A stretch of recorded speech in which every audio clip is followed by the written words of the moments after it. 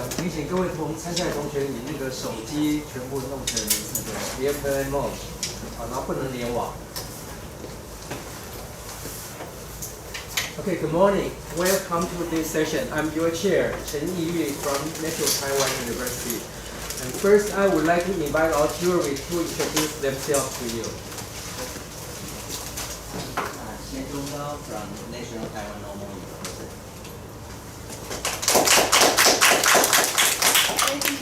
from University. 你可以用中文，我是可以，台大物理系太上话。Daily from 凤甲。Okay, now let's officially begin this session. First, I would like to invite the opponent to propose your challenge to the reporter, please. We're going to try number 7, dragging something plates. Read it.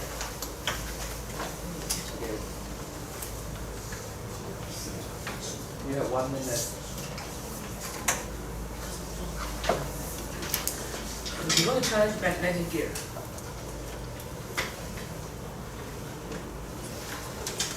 What's that? Oh, okay.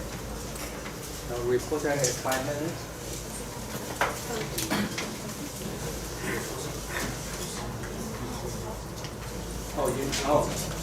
I'm sorry. I'm supposed to ask you to write down your names on the blackboard for the reporter, the opponent, and the reviewer, please. 先读一下，因为这个东西要先写，对不对？先写。好，他们选的是那个magnetic，看一下，第十题。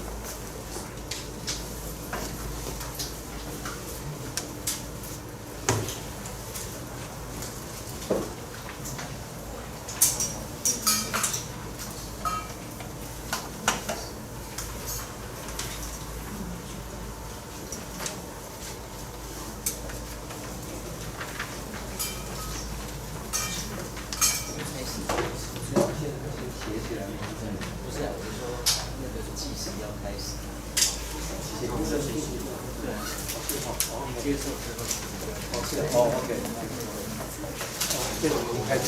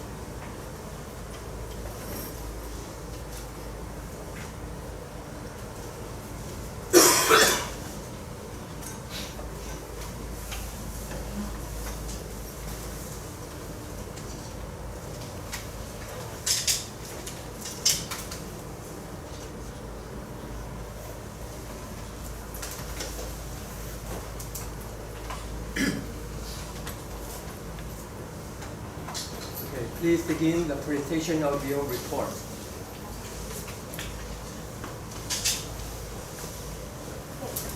So hello everyone, my name is Chaya from Typt, and today I'm going to report the problem number 10, magnetic field.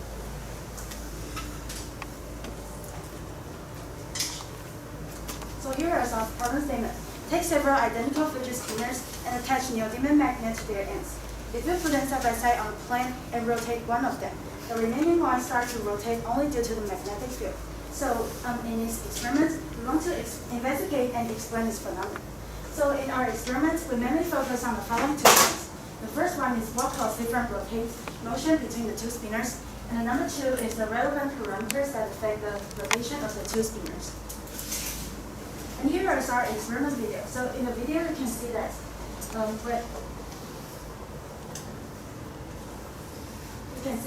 when one spinner is rotating, and the other one will affect by its magnetic field and rotate it with it along. And here is our observation for the rotation. So in the upper part is NN versus NNS. So these 2 video actually is a one, but we divided it into the beginning parts and the final parts. So you can see that in the beginning part, the spinner is keep rotating, but the other one will swing.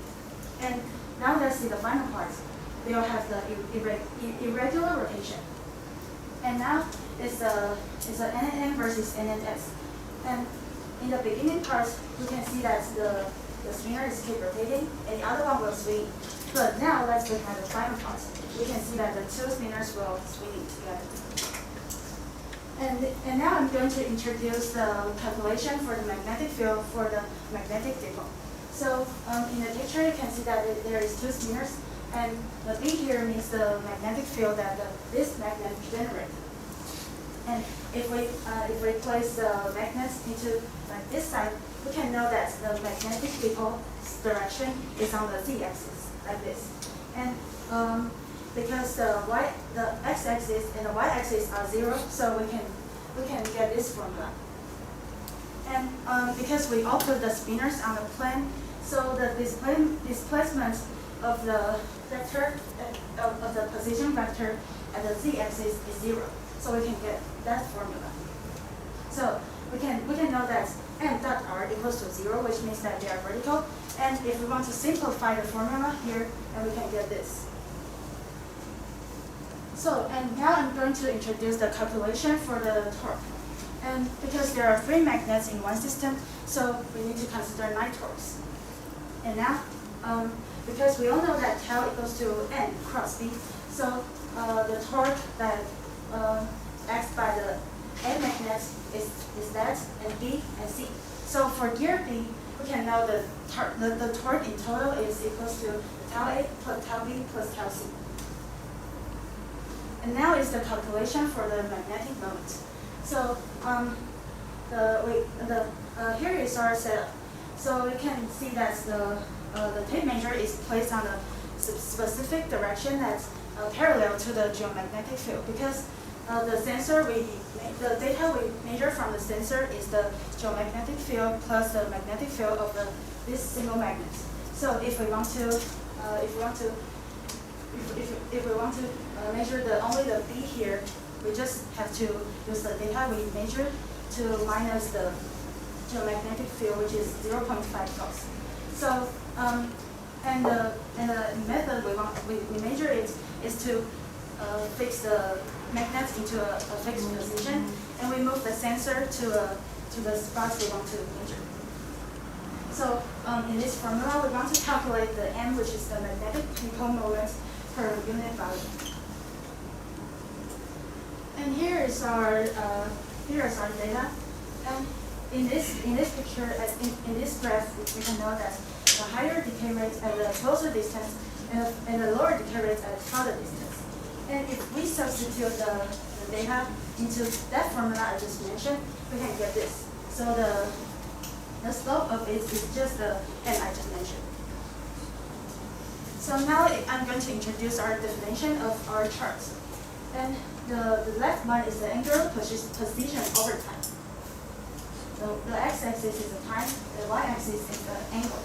So in the graph, we can know that there are some red dots, and it will make the line. So if the slope of the line is positive, we define it as counterclockwise, and if the slope is negative, we define it as clockwise. And that is the angular velocity over time. So you can see the positive or negative value here. So if the value is positive, we define it as counterclockwise. But if the value is negative, we define it as clockwise.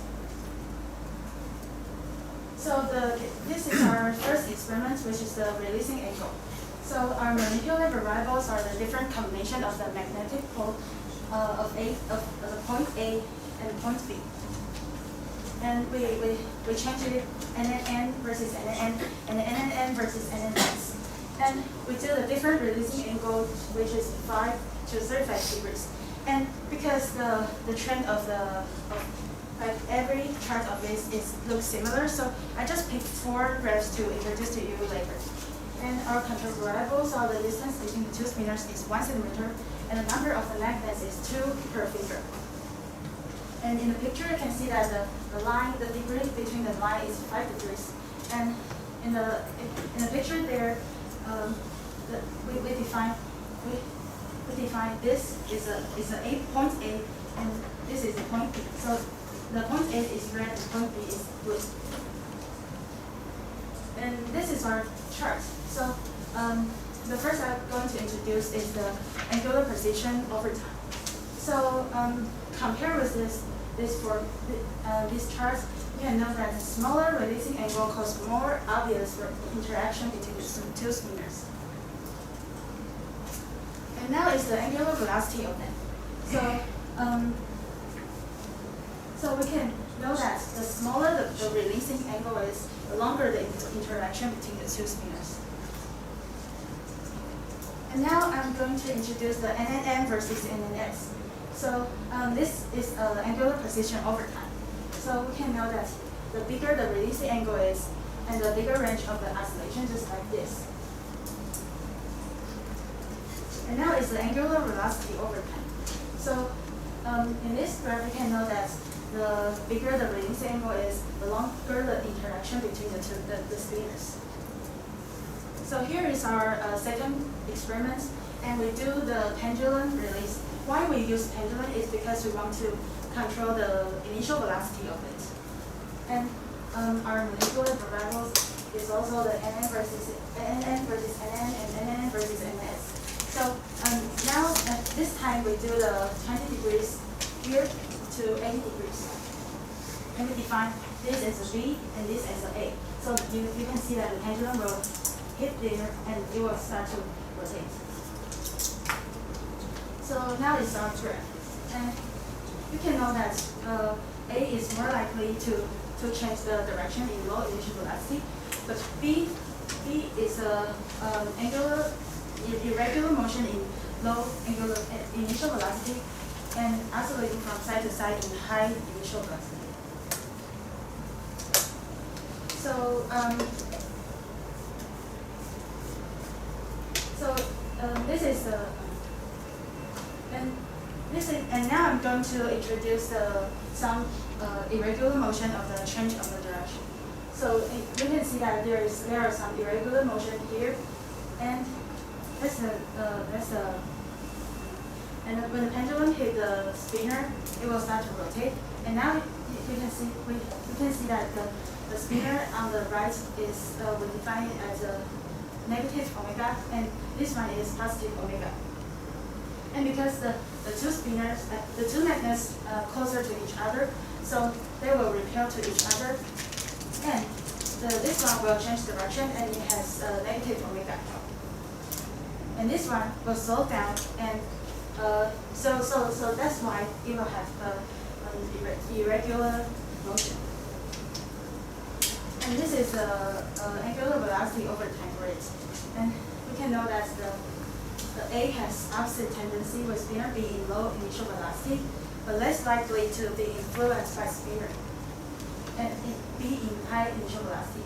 But you can see that the D has longer oscillation in high initial velocity.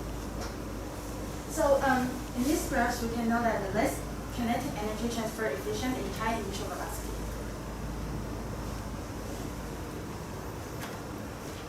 And now it's the NN versus NNS. So you can know that the two spinors rotate in the familiar frequency, just like this. And this is the velocity over time. So we can know that the A less likely to be affected by it, and the B has longer acceleration in high initial velocity.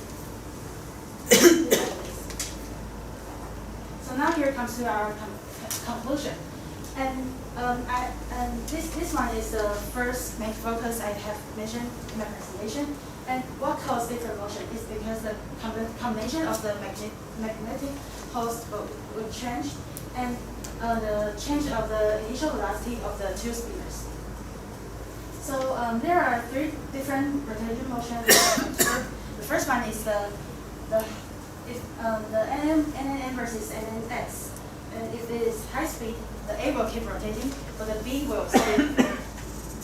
And if the NN versus NN in low speed, the AB will have coupling and have irregular motion.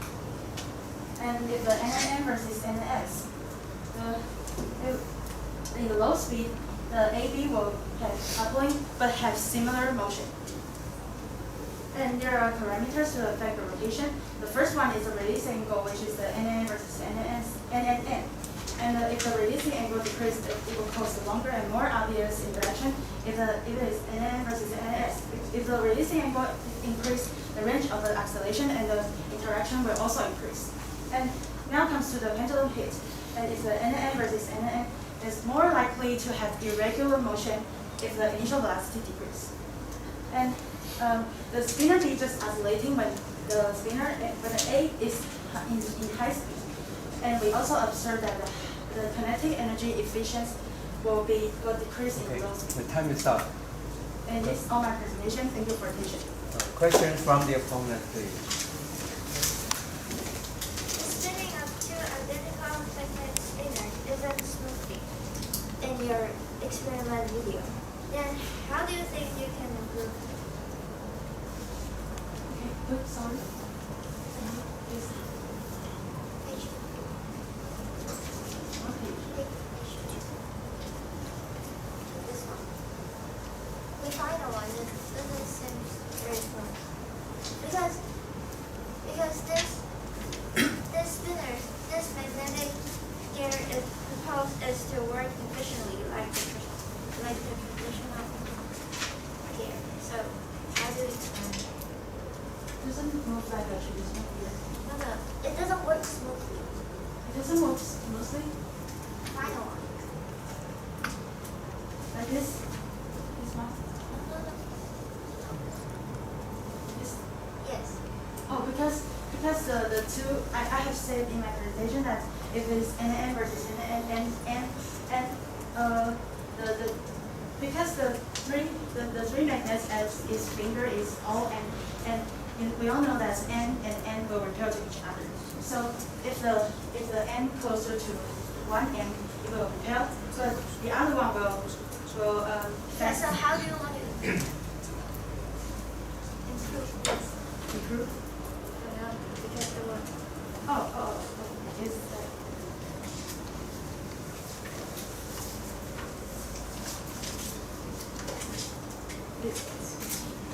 this is an explanation for the irregular motion. Yeah. So Yes.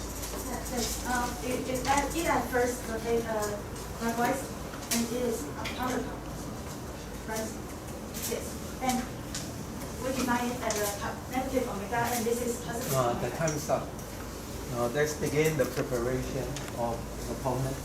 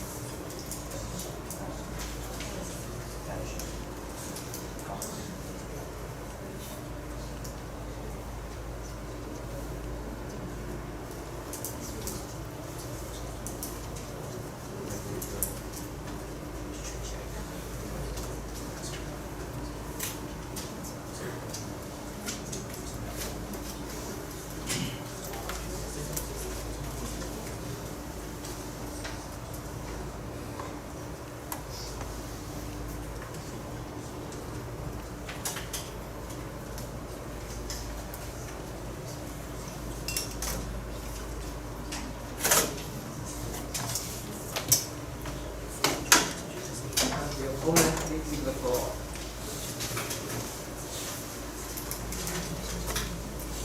Here we discuss judges and fellow competitors. This is Team PDP and I'm the opponent. And for the reporters, the process, the chart is very clear and what is discussed is very close to the topic. And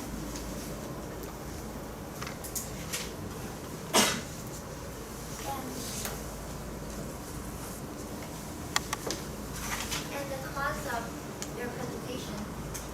This is the problem statement. Take several identical explanations, winners, and attach it. And for your report, the observation is winning and rotating will cause the error rotation, and the theories and multiple r equals to 0.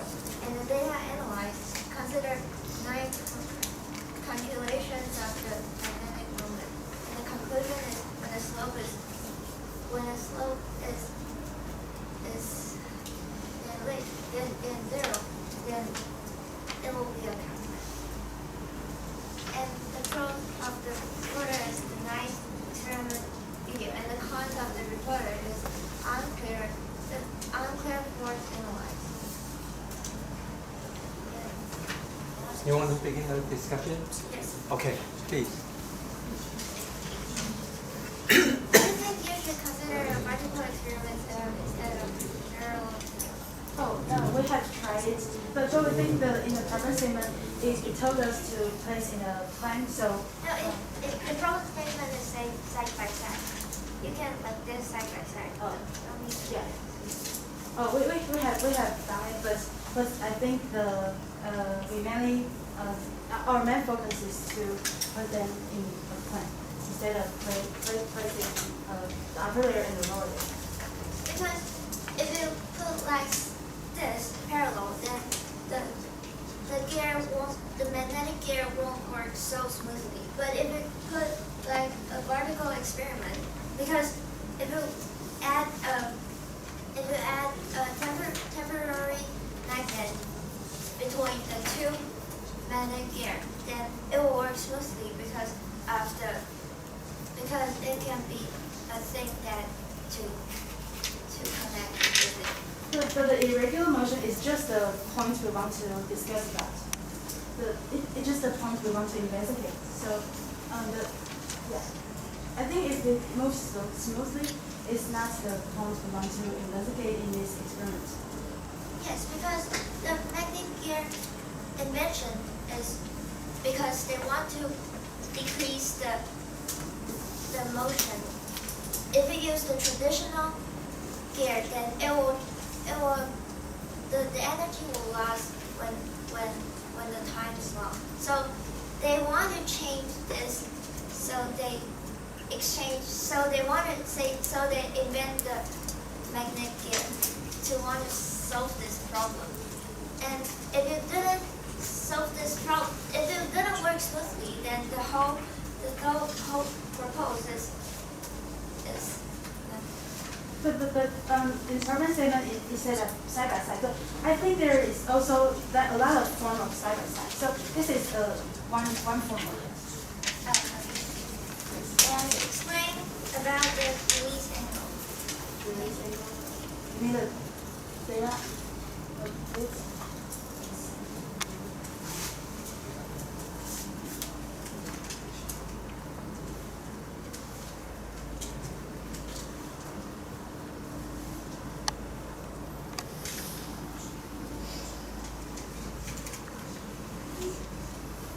Which one? This one. And what's your Explain about the release angle. explain about it? Okay. As I have just said that we changed the theta here, and we do the 5, 10, 20, 25, and 30 and 35. Sorry, how do you change? Oh, Control. How do I control the initial position of it? Oh, so you didn't put the magnet when you're Yeah, I did it. And what do you expect the magnet is stronger? Stronger? Yes. Because when it's stronger, the work will be very slow because the stronger, then they will just keep pushing them out and they can't work well. I think whether the magnetic field of the magnet strong is, I think if the magnetic field is stronger, the interaction of it will become more obvious. It's not like more the slower. It's like the interaction between it will become more obvious. Yeah, more obvious, but they can't work because it's just keep pushing us out of it, and then they can't. Okay, let's turn to page 8.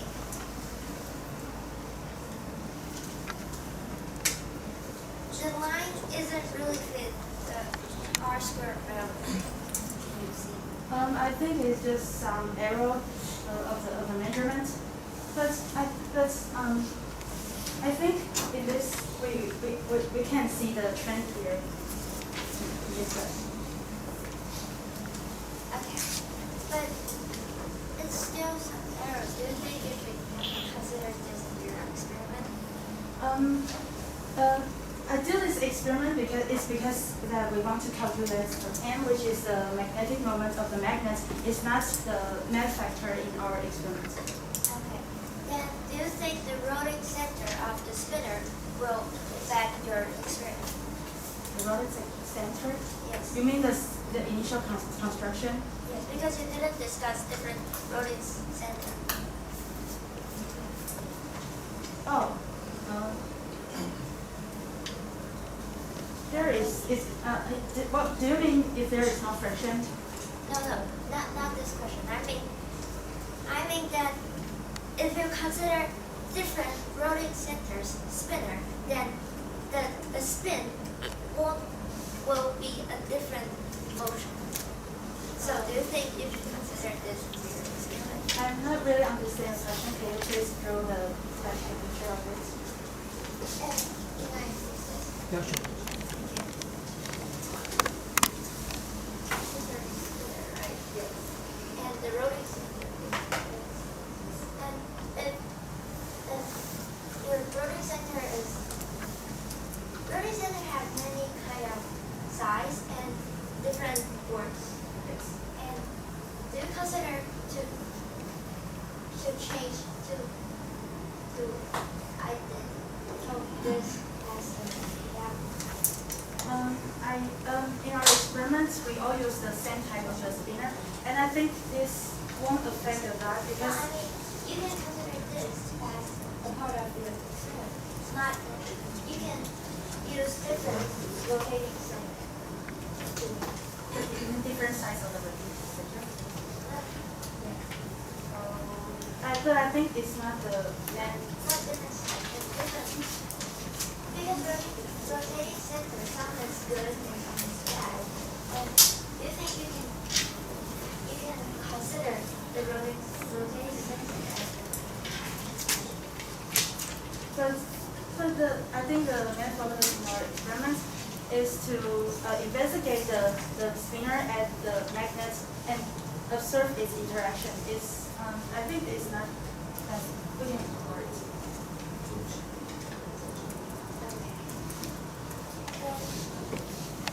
What do you expect if there's no friction of the air in the rotating center? I think if there is no friction, like whatever in a spinner or in the air, I think it will finally get stuck because it will get balanced. The magnetic will get balanced. Back to that, because different rotating center have different function, and do you think you can use different function of rotating center to analyze the question? What do you mean by function? Function is how it works differently if you apply different rotating center. So you mean different rotating center? But I say No, I mean consider this as an experiment and not like a dependent value. but with the all Not the students, control value. then You can change and analyze it in your experiment. so you mean the variable? I can consider it as a variable. It can be better, right? But it's not our main focus in our experiment. It is. It's not. I said that the main focus in our experiment is this. The different rotation between the two spinners and the relevant parameter to affect its motion. So I think that's not the focus. Okay,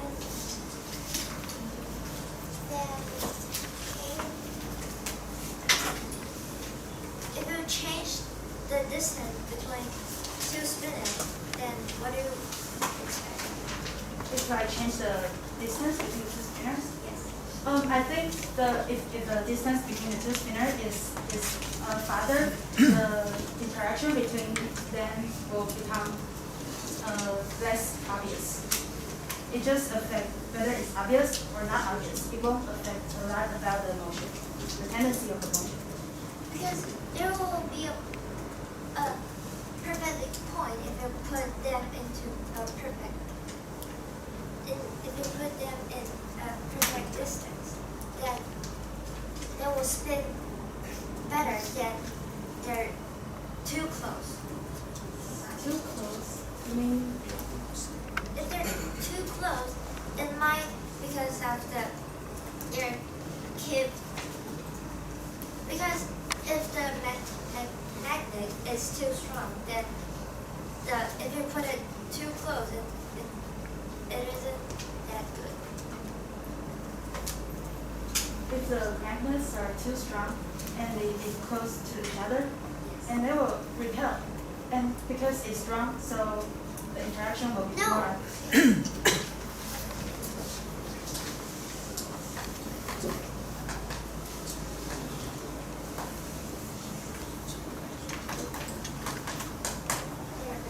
And when you do this, then they'll but then they will turn another position. They will still retain each other. Yeah, and that's just the motion we want to observe. Yes, but it will just like this. Then it will like Yeah. But it's supposed to be work like this.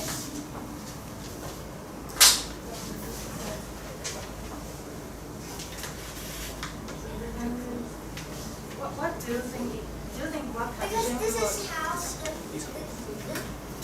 original gear works like this. If any gear works like this, you put it in anything, then it won't work. So you mean in our experiment, the problem wants us to notice that the normal spinner. Yes, if you can find a way to do like this, then Okay, the time is up. Let's hear the summary of the discussion from the opponent. Okay, we have discussed different rotating centers and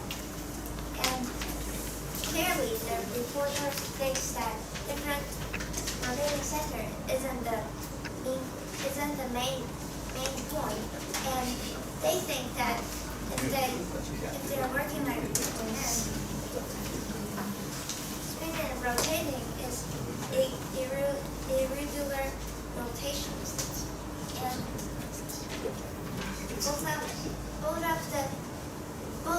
every topic that we have discussed is very meaningful because I think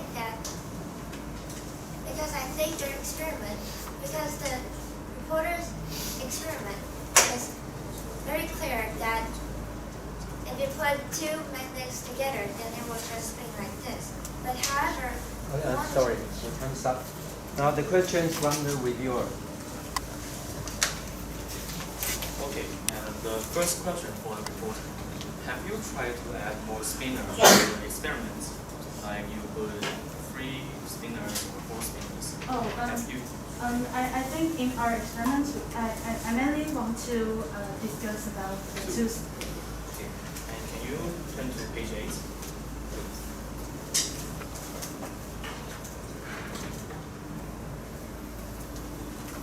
You have said that there is a measurement error, right? Yes. But it seems to like a parabola. As you see.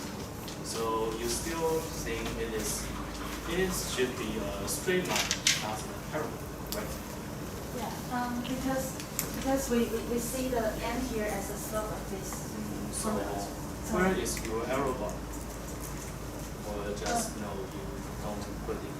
No, because I say that I measure it is because we want to calculate the end. So I think the arrow won't like be it's not important. And the reason why we didn't calculate the result of the formula is because the rotation between is too complicated. So we only say it's just the ideal situation. Okay, and can you then turn to next page? Have you noticed that there are some relationship between the peaks? You can see if it is in the pipe and it's low peak. Have you noticed that? Yes. It's okay. And the question for both and for the top, you have say so they should do a vertical experiment. Ready? So what do you think on the gravitational force doing in this vertical experiment? First, gravitational force. It will affect the third. yes. What do you think?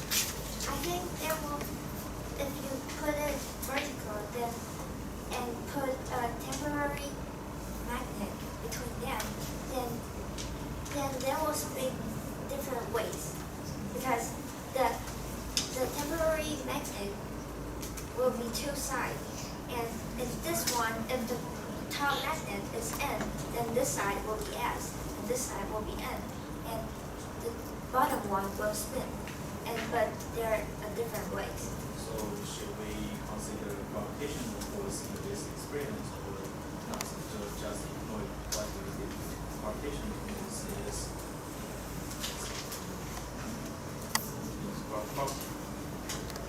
do you think we should consider this or not? The time is up. The reviewer has 2 minutes to prepare.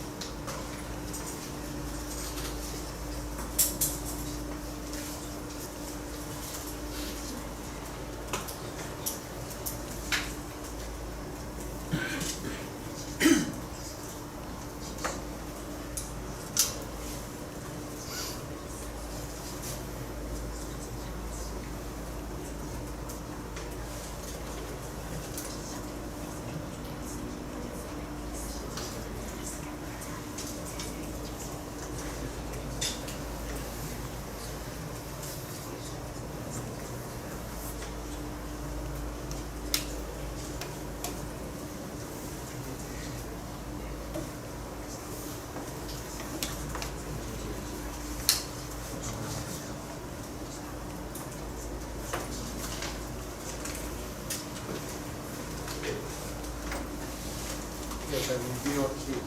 Yes, of course.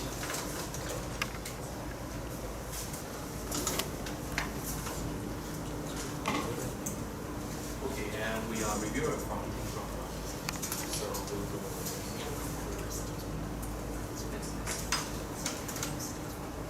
Okay, and first, a summary of the presentation. The reporters say their theory includes magnetic field and net force.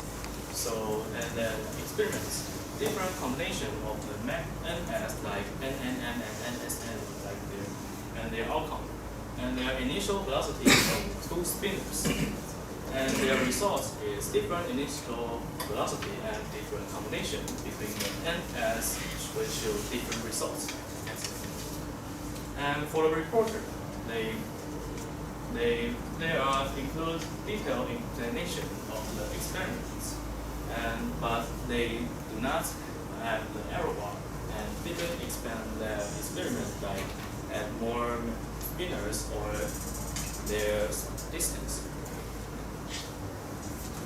And for the opponents, they do great of the previous question like what distance, but they failed to respond all the questions completely because I asked for the gravitational force, what it affects to the vertical experiment, but I didn't get a complete question. Okay.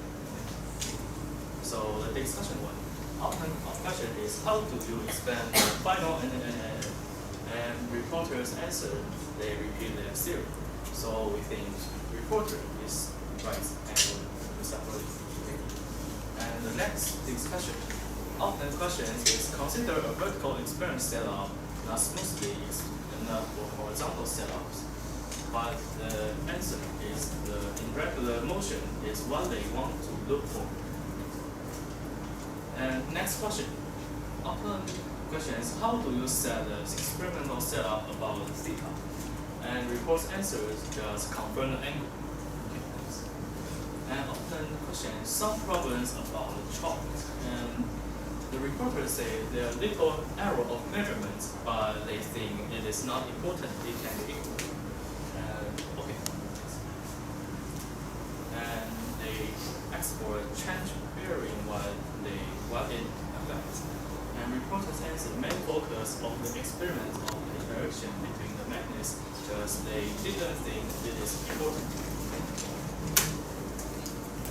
Next, often questions changing the distance between two spinors, but reporter asks the phenomena may be less obvious, but it still works. Yes. Our question is if we have more spinors, but they main focus on two magnets, just they didn't want to explore it. And our question is what quality concepts, but so there should be opponents. Often think they didn't respond to the company. Okay, and for our all review. Thanks. Thank you. Now let's hear the concluding remark from the reporter. Okay, so thank you for the opponent and the reviewer. Here is our concluding remark. And there's a response for the opponent, whether it's smooth when the spinner rotates. I think it's the normal phenomenon when it has irregular motion because it has a magnet on it. And in our experiments, it's just the points we want to investigate. So I think whether it's smooth or not is not the main focus in our experiment. And I also answered the opponent that if there is no friction in our experiment, I think it will stop at the end because the magnetic field will get balanced and it will stop. So here is a rotating direction in the experiment. So I think she keeps talking about her imaging condition, but actually we have already investigated when we did the experiments and get a result and presented in our report. I think in our experiments, the result is more accurate than her expression of the imaging condition, and she needs to be more focused on microsurface. And here's the response for the reviewer. So if we put more than 2 spinners, what will happen? I think if we put more than 2 spinners, the condition will be more complicated and harder to investigate. So in our experiment, we mainly focus on the 2 spinners. So and also he think that I don't have error bar in my data charts, but I think it's not the main focus in my experiment because it's not the main experiment of me. Yeah, that's all my presentation, and thank you. Thank you. Is there any question from the juror?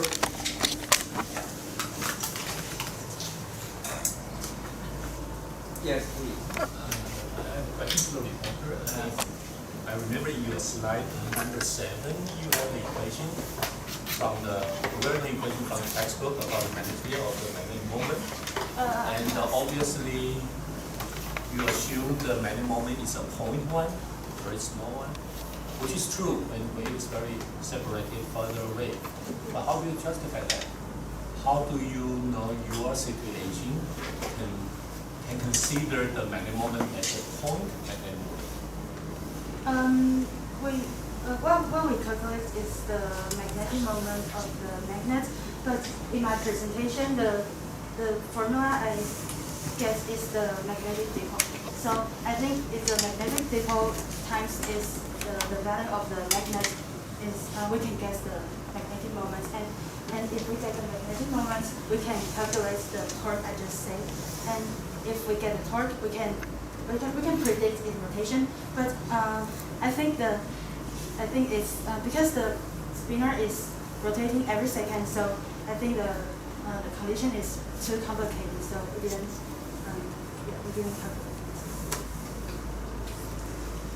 Any other question? Yes, please. related to the problem, Professor Lee, you give specific formulas for magnetization and magnetic field, even quantitatively for magnetization. But are these values or formula used in predicting motion quantitatively? I didn't see you have any dynamical equation explaining how the motion is what you observe. Is that correct? You didn't use dynamic equations to explain motion. Yeah. Just observe them. Is that Yeah. correct? Yeah.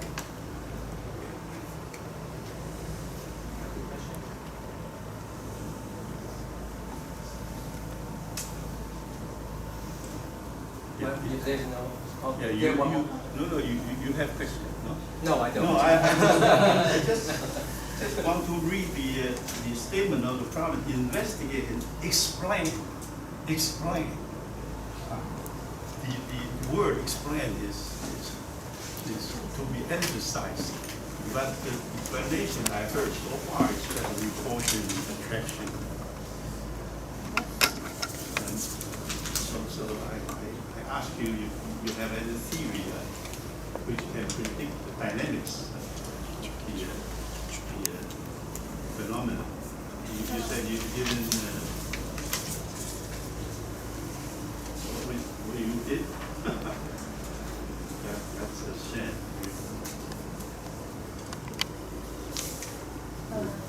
Yeah, I think we have Okay, since we have time, could I ask?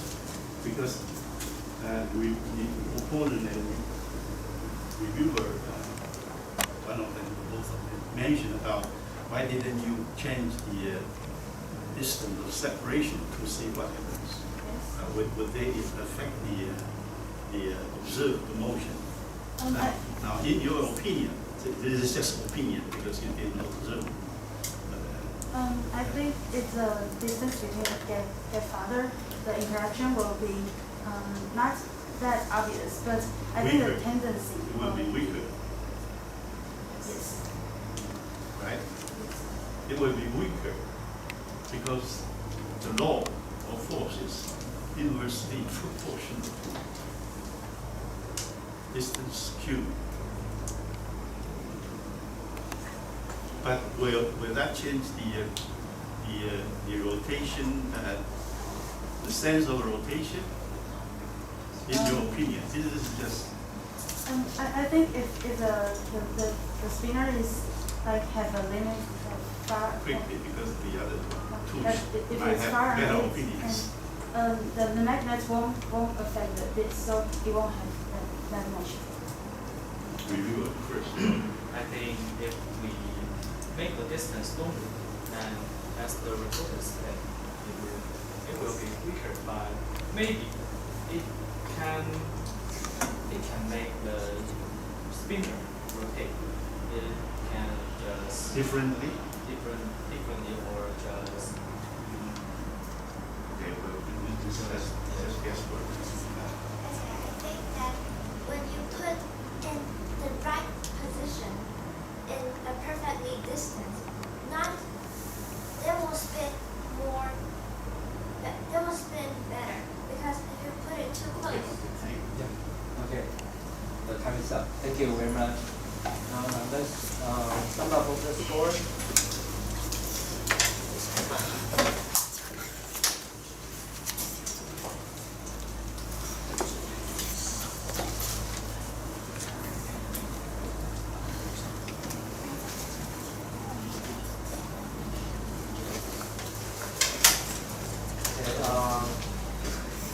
As for the score of the reporter,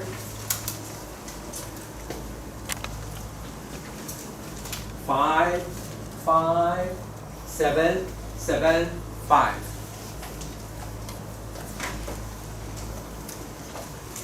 And for the opponent, it's 4, 4, 5, 5, 4. And for the reviewer,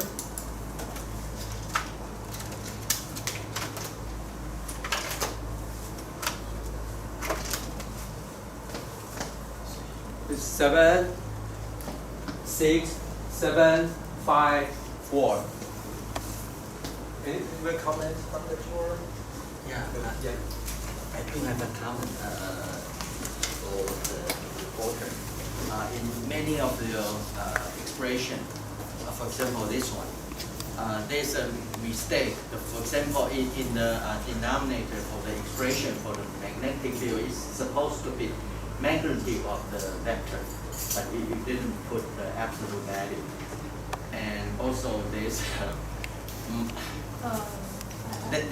you don't have to answer, yeah.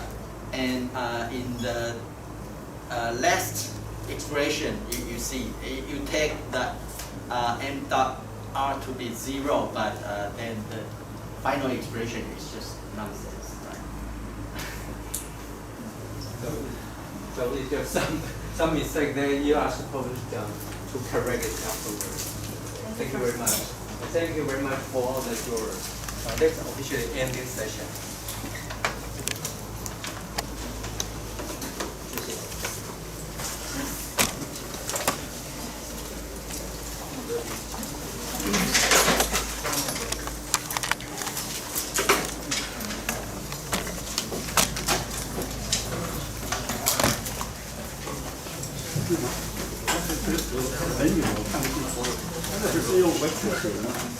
它是在对，可是它都没有取绝对值啊，底下应该是那个题。下面还有啊，对，就是说他应该取决这个人。这个想法啊，要是我是老师的话，我会说，我在教向量的时候，向量的地方其实一定是 scalar， 这个是可是这里就一定错了，因为它这个明明是 r， 它怎么变成 m 呢？它是上面这个是对的啦，这边是对，这边是对的啦，这个错。这个就是说，这个箭头还是一个什么东西，我就是看不太懂。它就都是箭头。对，我觉得可能就是你就不要箭头就对了，就是 title 他知道，我认为会知道，可能就是不小心打那个，而且我就觉得说，下那么多功夫在导这个东西，不对题啊。我那时候就是写下来，但是我想说，没有人要，我不知道。像老师不是，很多理论都是选那个简单的东西，讲得很直接仔细，那个没有point，没有point得分。不然其实你们做的，我觉得你们很认真。对，因为你的实验数据的话，其实他们研制出来说，你的实验数据看起来那个趋势其实算相当明显。所以说，你们如果在理论上面的话，稍微再说一点，也确实是因为你的作用力、力矩什么，你都写在那个地方，但是这个运动方程式，竟然没有弄出来，然后就是我来试试300的方式跟我的实验结果对，他们300有点可惜。好像你做了一半，实验当然是不错啊。他没有说好的方法，这是对的。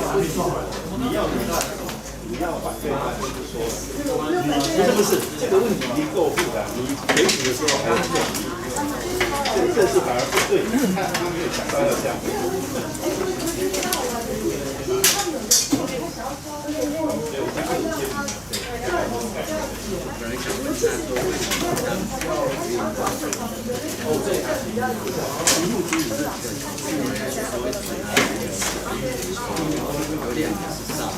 哦，对，会不动吗？对，我想说每天都时间，我认为，因为要好几个不同条件都要做的话，我认为那个人没办法。帮我拿个袋。做实验就太难了。你能够解释这一个，我就佩服了。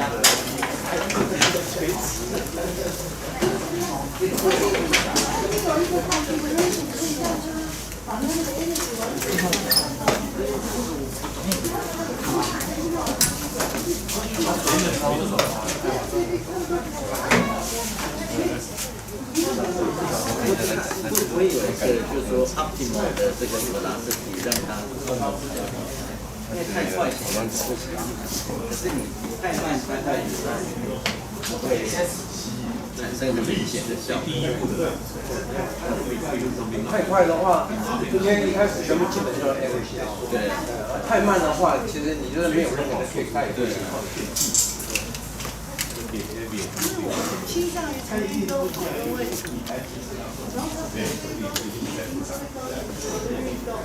他们就忘了运动后面其实是这样子。对，就是蔡老师刚才说的，你好的 explain 一下，但是他觉得哇，我实验做这么多年，我放弃了。他每天都在厉害。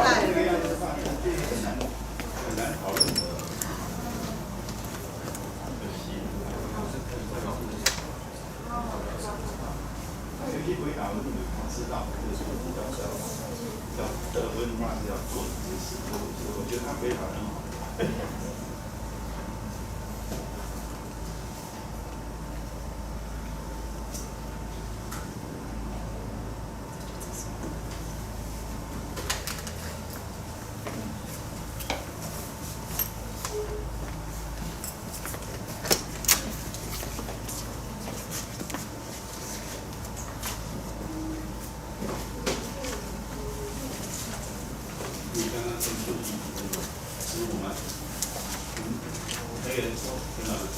我没有说就几分钟，我就按照他的这个schedule，他不是通常都休息10分钟而已吗？没有，哦是15分钟，15分钟。哦是的。对啊，你可以决定。我们只有3场，所以还好。对啊，因为对不起，我没有讲休息几分钟，我就觉得很快乐的。如果是时间比较久，就要讲。应该够吧？应该够。昨天是43分钟，还有5分钟，就离现在。不，7分钟了。5分钟。他呢？他那边写15分钟啊，所以还有9。这也很长。你其实违反规定。哦。戴口罩。他那个email。没有，他是说 suggestion。对啊，就是说。对啊，对 ，I don't usually follow suggestions 那我们就要学你喽。因为我想说，你是可以不必的，因为你要讲嘛，我们不讲话，其实还是太比较对。要讲话我打针打了那么多针，我想说这个时候我就发挥作用。再讲你不会打比我们多啊，我们老人他都一直叫我们打。哦，你也我对啊，我也 consider myself very old。他每次叫我打我就打。刘姐先讲话，我不知道。要啊。要。我很乖的，我打针打了很多。我那不是下学打了2次啊，然后最近还打了1次，最新的又打了1次啊。这个，然后原始感冒也打了。对，但是就怕是台湾的病毒跟那边的就不一样。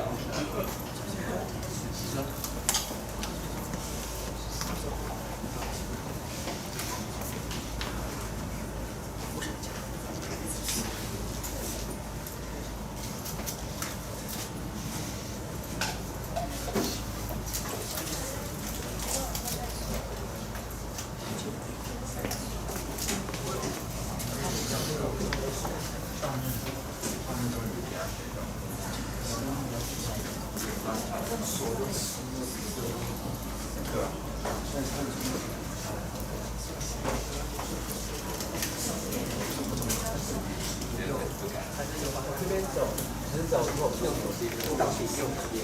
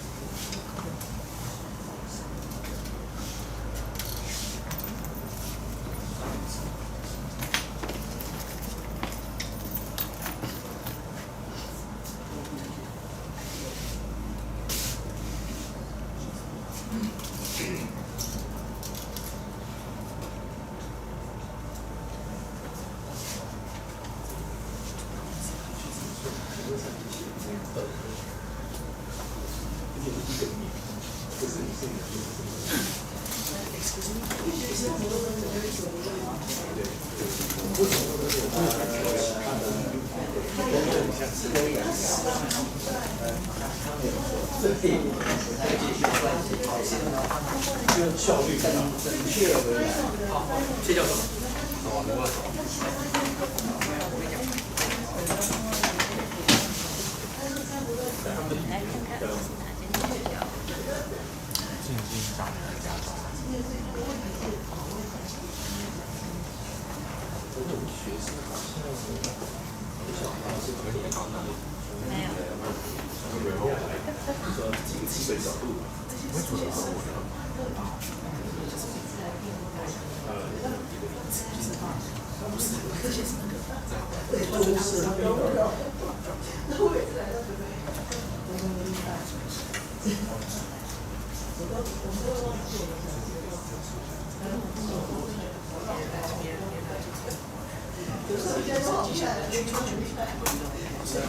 其实他是会了以后，已经忘记不会的时候，我觉得怎么会不会呢？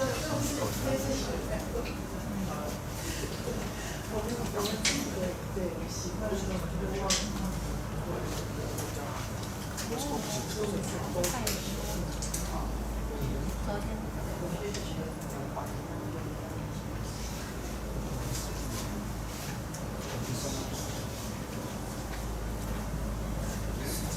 那个时候不只是坐运有考虑它的而且都是通过一定的习惯。超就来给打起来。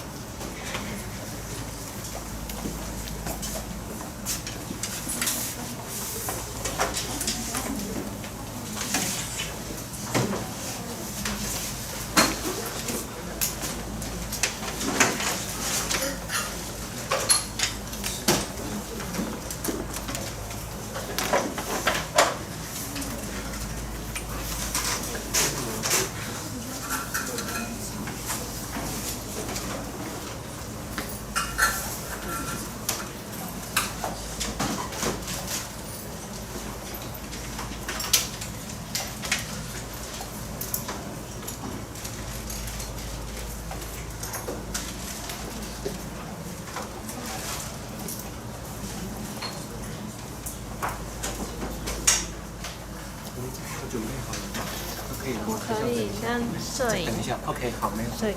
看看，还有一个，没关系。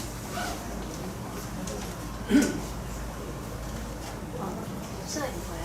好，好，等到你们都可以了哈。同学都准备好了，都可以了哈。Okay, now let's begin this round. Put the opponent give your challenge. Challenge for problem 2. Drop the spectacle.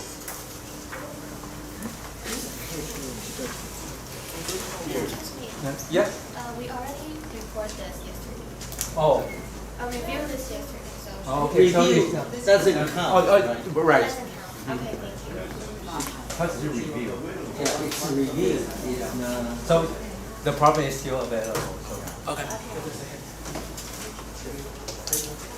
Okay, wait a second. Oh, you're okay. Okay, now.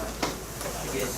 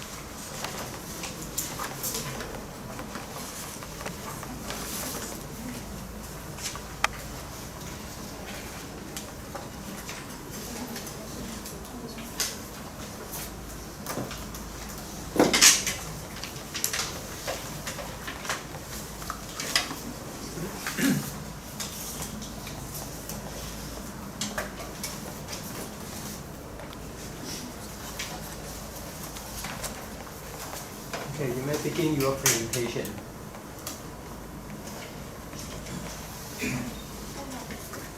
Hello, and I'm the regular PF2, and I'm going to start the droplet microscope.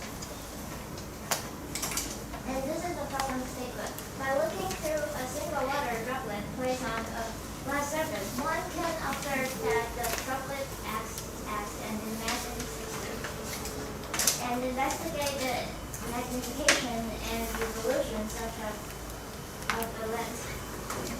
And this is our outline. And this is my observation. And I have observed that different shape of the water droplet will change the magnification and resolution. And the second one is when the object distance increase, the magnification also, the magnification, when the image distance increase, then the magnification decrease. And this is also my observation. You can see that this shape of water droplet is very close to a circle, but this is very close to a pool of water. So instead of using a slide, we're using a screen glass, and it is also glass. And because of this is because the hydrophobic and the hydrophilic. And this is our theory. We use the lens equation and the lens maker equation. And because the R0 stands for the object distance, and the Ri stands for the image distance, and the F stands for the focal length. And because they all have F over 1, so you can combine these two equations together into this. And the capital R1 stands for this, and the capital R2 stands for the contact surface between the screen glass and the water droplet. And the N is the reflection of the water. So we have already know that the reflection of the water is 1.3, so we just put 1.3 into this, and we can get this. And because the curvature of the radius curvature of this is almost close to 0 because it's 180 degrees. So the curvature is close. The radius curvature is close to 0.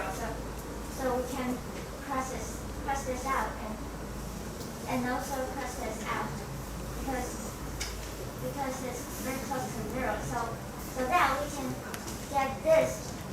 We can get this equation, and then we have set a value called beta, and the beta is because we want to set this beta because we want to observe the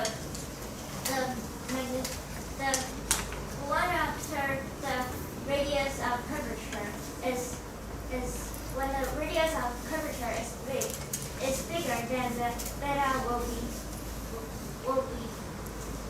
smaller, and the M stands for RO.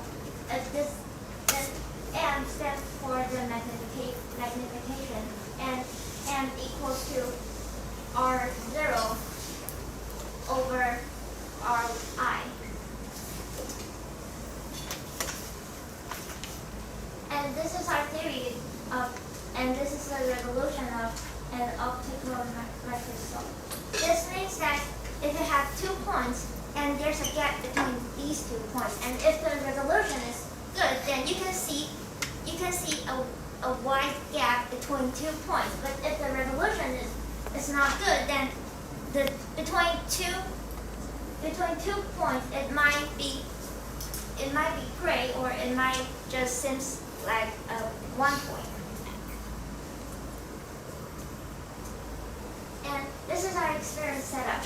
We use our phone to take a photo of the droplet, and we use the laptop screen and turn the laptop screen into a white white background, so we can observe this clearly, and our experiment will add label like this. There's a block, and we will add block to analyze it, and then we will use image J to analyze all the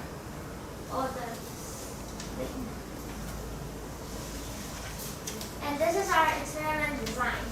The goal is to analyze the change of magnification when the image distance increases. And the control variable is the water's volume, the screen brightness, and monitor resolution. Because the monitor resolution, the normal monitor resolution is 1920 multiplies to 1080. So it's when it's been magnified, then it will be a little spot, and you can see the spot. And our independent variable is the image distance, and the dependent variable is the image distance. And this is our second experiment. Is to analyze the change of radius of curvature when the water's value increases. And this is our data analyzed. You can see that this is the original pixel size of the computer, and when it's been magnified by the droplet, then it will be like this. And how do we get this volume? We use image J, and then we can get the magnification. And this is like this. So you can see that when the image distance increases, the magnification will also increase. And this chart is of the radius of curvature. And you can see that when the water's volume increases, the radius of curvature will also increase. And how do we control the volume of water? We use Typt. And combine this, then you can see that when the water's volume increases, the magnification will decrease, because you can see by this, because there's 2 mil and there's 4 mil and there's 6 mil. And this is our third experiment. And we're going to analyze the change of resolution when the water's volume increases. And the control variable is the image distance, and the independent variable is the water's volume, and the dependent variable is the resolution in different image distance. And this is how we analyze. This is our data of the resolution. We're using image J and turn the picture into black and white. And so we can analyze it like this. We analyze the gray skull of this and the gray skull of this, and this is vertical and this is parallel. And then we can get the mean of grayscale. And you can see that when it's more close to gray, then the grayscale will close to 0. When it's close to white, then the grayscale will close to 250. And why does the parallel one, the parallel and the vertical means that it's parallel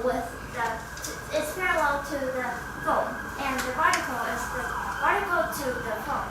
So why does the grayscale is not that close? It's because of the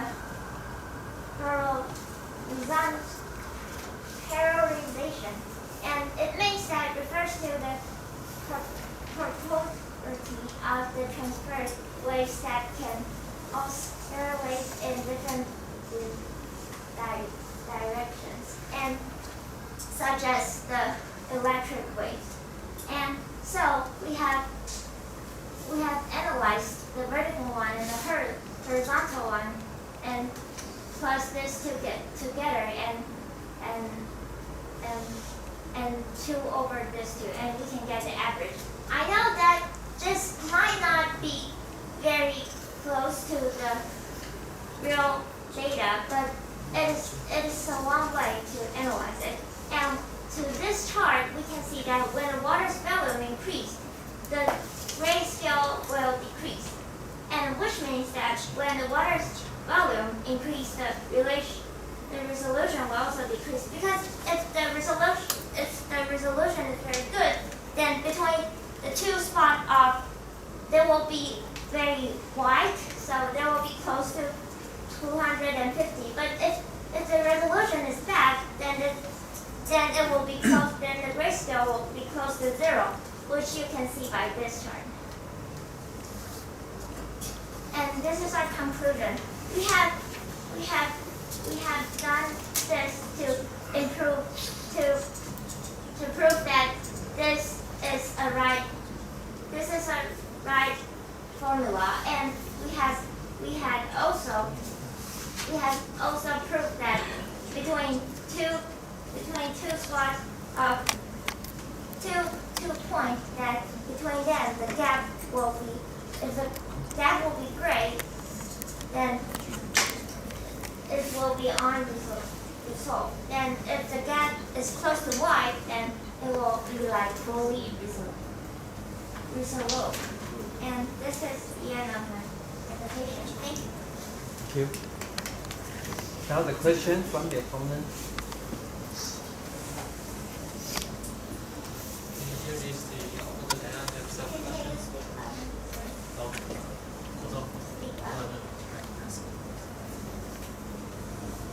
So I would like to turn to page 5. Yes, I would like to ask is drop left. I know that could you describe what is the advancing angle? You know what is the advancing angle? Advancing angle. Yes. Yes. You just mentioned that the surface can be divided into the hydrophobic and hydrophilic. Yes. And could describe what can we say about these two parts of this part of surface, and did they influence?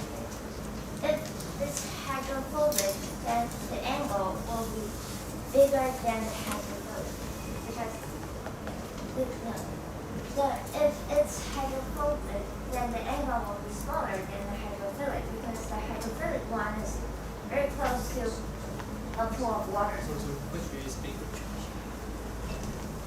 Advancing angle. You mean this, right? Yes, Wait. You mean this or this? I think that the advancing angle would be this one.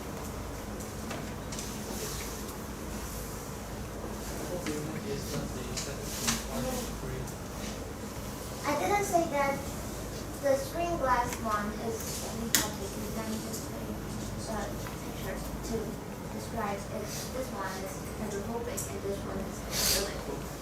Which angle is 75? I'm sorry, the time is up. Now the opponent, you have 3 minutes for your preparation.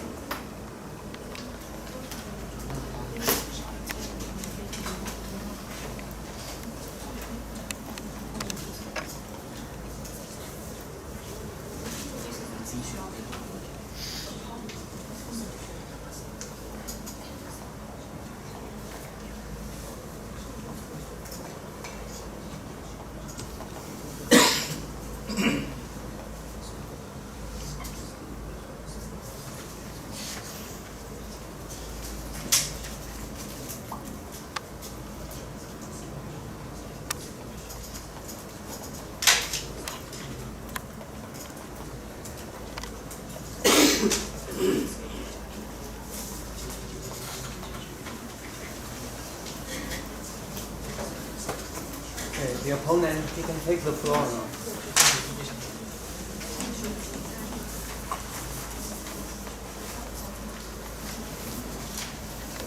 Okay, so here is the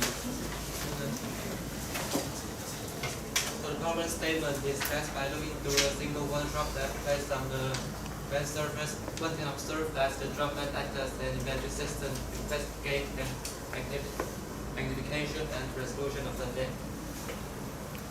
Okay, here is our report summary. The observation is different shape of the droplet and the phenomena. Your experiment change the shape of the droplet and discuss the magnification and the resolution of the. So the result is that when the distance increase, the change of the magnification also increase, also increase the resolution and faster decrease. So the part is clear explanation about the phenomena, but they didn't speak fully about this topic. It makes the relationship between the theory and the experimental result. So Now, you want to begin the discussion? like to get into Yeah, sure. So the first question, will you have been changed the type of equipment? No, but I think that you should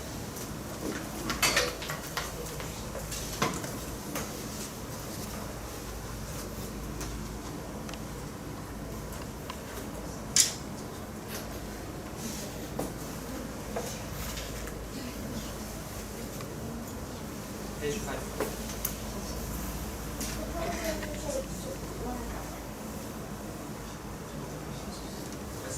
This is a droplet and we just discussed the hydrophobic surface and the hydrophilic surface. But in your study, you just mentioned the water, right? You haven't. No, I mean, do you know why it's hydrophobic and hydrophilic? It's because that they have different materials, they have different types of glass. And this type of glass is hydrophobic, but this type of glass, which is slide, that is hydrophilic. So that's why they have different shapes. Could you delve into what's the difference between two materials? So, The difference between the string glass and the slide. okay. I didn't, at first we used the slide, but then we figured that it might be very difficult to analyze it because they have different shapes and the thing is different. And so we use this to analyze. The reason why your shape is different. The reason why, because of hydrophilic and hydrophilic. But there must be something behind the material. Because their ingredients are different. They're different kind of glass. Glass have a lot of types. Yes, I know, but what is the difference between two type of gas? Is the surface or the droplet? The surface. It's different. So I'd like to know how you control the volume of water. You say you have. Oh, we have an iPad, and that can be accurately control the volume of water. You use the pipette. Yes. But I'd like to know that how can you pipette we need to pour the bottle or something and the water will pour out, right? But if you use your hands to pour the water. Yes. But when you pour the water out and on the surface of the gas, I think it must be some measurement errors of measurement, right? Because you use a hand and sometimes it may be not always the same at every time you pour out the water. If you can improve this. Because I use pipette and it can control the volume of water, and I have pulled the bottom very deep. I have pulled it into very deep, so I can sure that now demonstrate how to code the wire. If you this is the technique. You is first code to the class. Yes. Yes. So you slide D and just put it all the way up the surface like it. What put it up? Okay, so you just use this pipette and first touch the surface, put it out. Yes. Yes.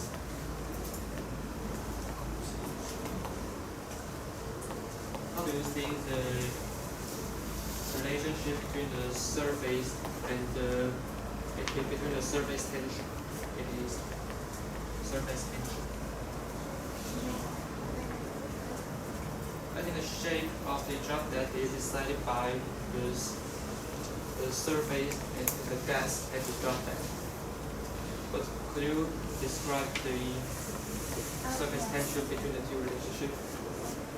Because hydrophobic, because they're very kind to the water, so they won't have a force to.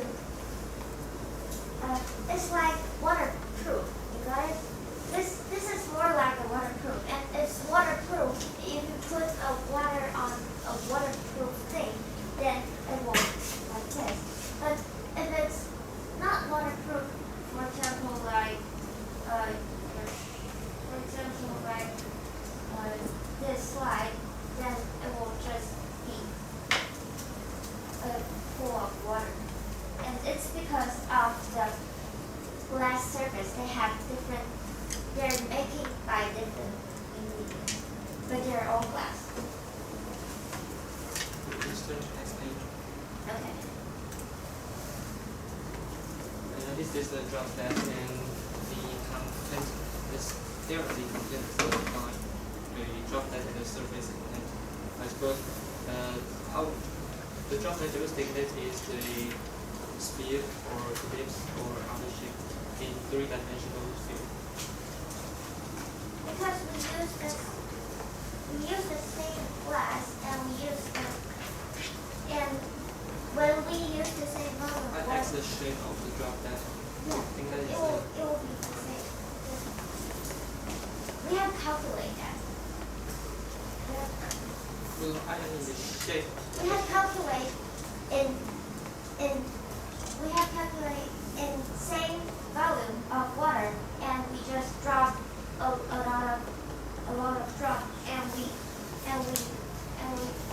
analyze the curvature, the radius of curvature, and we got the data is almost the same. Okay, I have another question. When you experiment the resolution of your droplet microscope, could you get you know the smallest distance that the camera can distinguish your droplet? The smallest distance. Oh, because we all said the same focal length of the camera, so it's the same. It's the control method. So you didn't use the distance between the camera and the droplet for the independent variable? Meaning that I didn't analyze the resolution when the I think the distance image will change. influence the resolution. Yes, it will change. So did your experiment have in this part? No. No. Yes.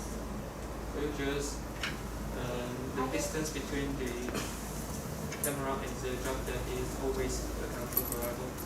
Yes. Yes. Page 10.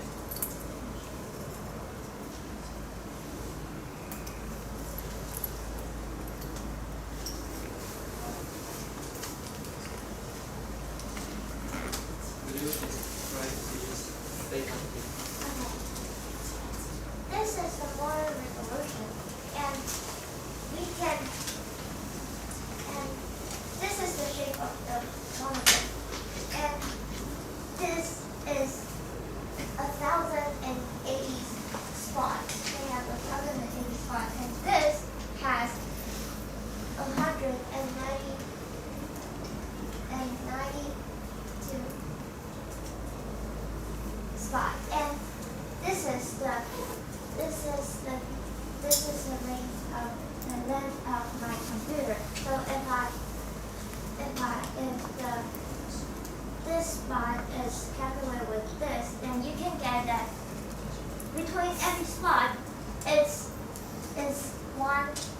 0.1617.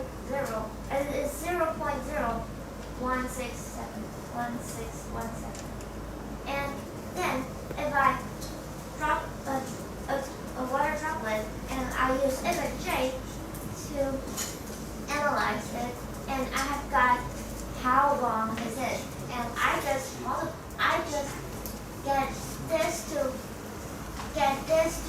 over that. Okay, sorry. And then I have another question.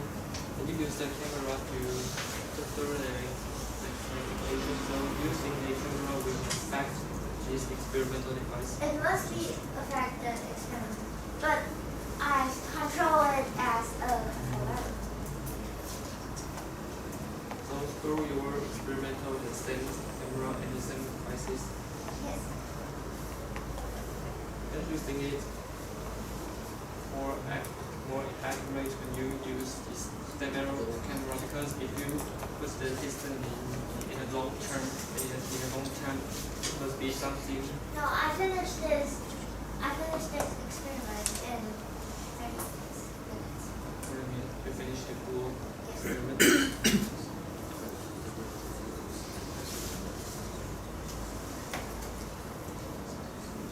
So you have just show me the numerical droplet, and you use the iPhone to take the photo or other I use devices. iPhones. There's an app, and I use the iPhone app, and I can let it be. So the experimental image of droplet, do you think that is the same as the numerical? Numerical the droplet you just say it is a complete yield. But when you see your experimental result, do you think the image is also the yield? Because I haven't seen the clear image of your real droplet. Do you any photos? I mean take the picture from the front side or You want to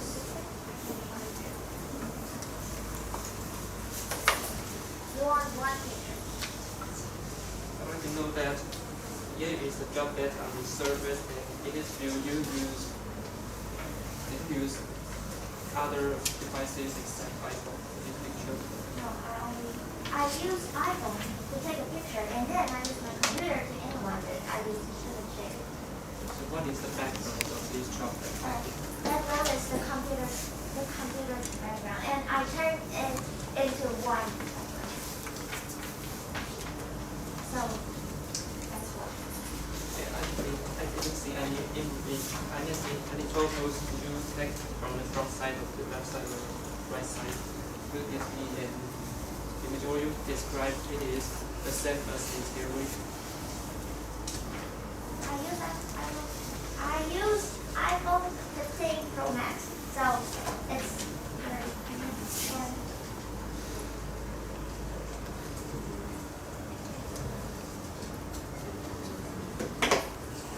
All right. I'm afraid the time's up. Now, the opponent, please summarize the discussion.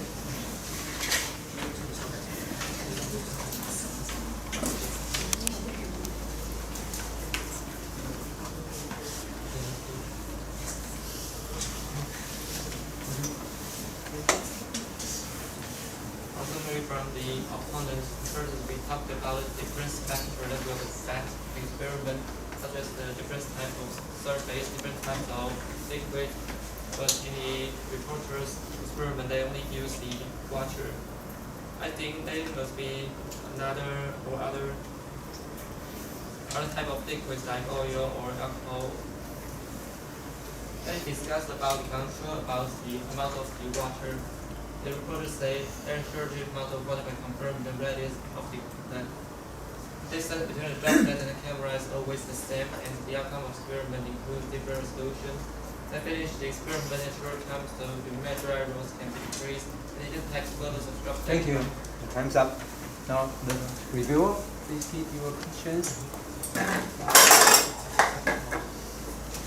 The first question I want to ask both of you, do you think humidity will affect the magnification?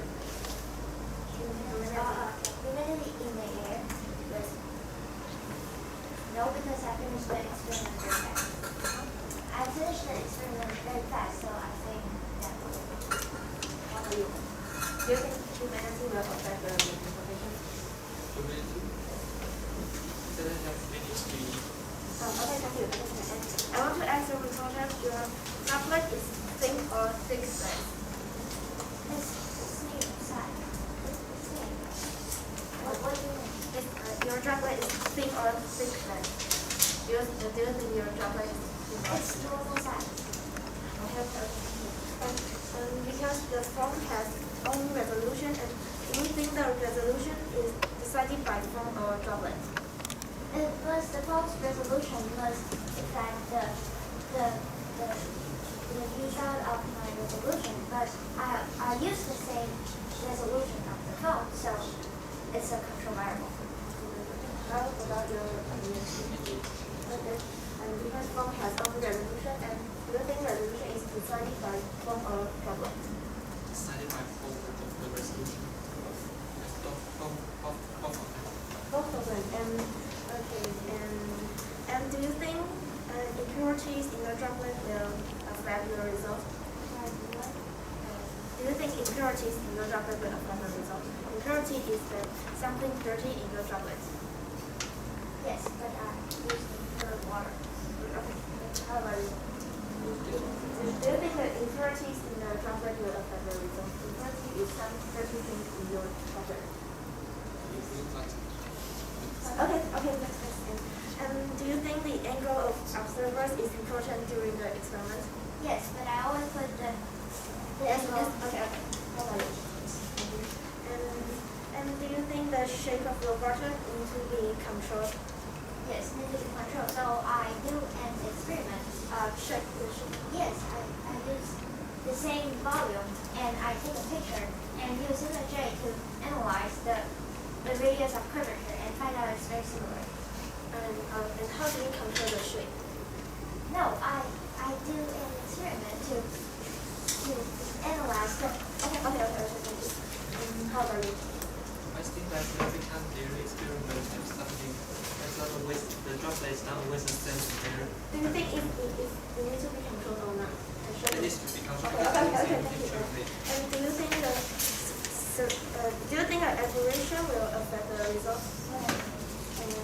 Okay, thank you. Thank you. Now you have 2 minutes to prepare.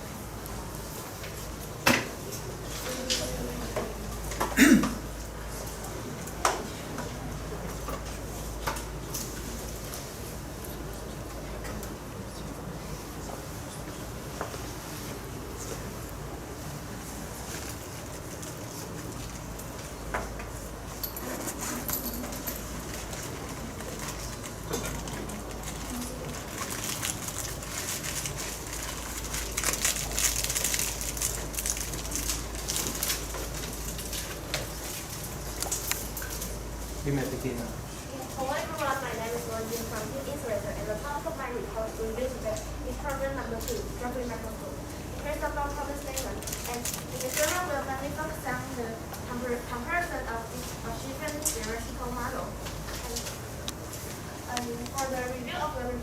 in theoretical model, they talk about the Mansbaker's equation and Gaussian law and Rayleigh criterion and Nelson question. And for the process, she explained the theoretical model clearly, but she used the wrong theoretical model that the Mansbaker's equation of thing is for thick length, while the Gaussian law is for thin length. And in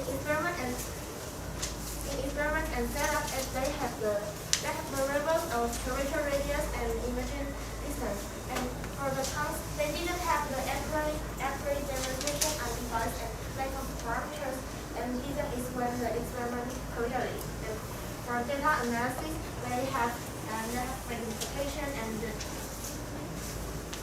resolution, and their process experimental error is well illustrated, but they come to a comparison between the theoretical and experiments, and I think they need to do more on it. And they didn't talk about the comment, and they didn't explain the result clearly, and they can not be easier to understand. And for the review of the opponents, and initial question and speech, they talk about the hydrophilicity and hydrophobicity of the droplet in the report, and the droplet, how the reporter drops. And she said she used the pipette. And for the question, he indicated the unclear part of the presentation that the reporter didn't say clearly in their presentation. And for the count, he took two focus on the droplet is hydrophilic or hydrophobic, and didn't talk about the theoretical model that the reporter mentioned in their presentation. And in discussion, they talk about how the droplet can remain the shape, and what factor might affect the magnification, and the way to droplet. And for the course, he pointed out the error in experiments, but she didn't consider about the experimental condition could have error in it, and that his expression that he didn't suggest to the reporter. And he questions that opponent asked, can you explain the difference of the droplet, which is hydrophilic or hydrophobic? And the reporter's answer, the angle will change. And it reveals things, and the angle will change, so it might affect the result. And for example, like the magnification and the refraction. And our question is, will the kinetic affect the magnification? And we think it's yes, because it will affect the refraction of the environment which light don't do. So we need to control it possibly. And the reporters answer, no, because they did the experiment in a short time. They implement and for the missing points, and they didn't discuss about the evaporation, which might change the curvature radius, and the humidity, which might affect the refraction, and it should be considered in this process. And they didn't consider about the aberration of the droplet, and they didn't consider that the phone will also have the own resolution. So I asked about this question, and the opponent only asked about how the droplet will drop, and the reporter said using pipette, but didn't consider about how shape of the droplet will be changed and distributed by the fluid maintained when it was fully on the glass without brushes to control it, and it might change the curvature and thickness of it. Yes. Thank you. Thank you. Now the concluding remark from the reporter.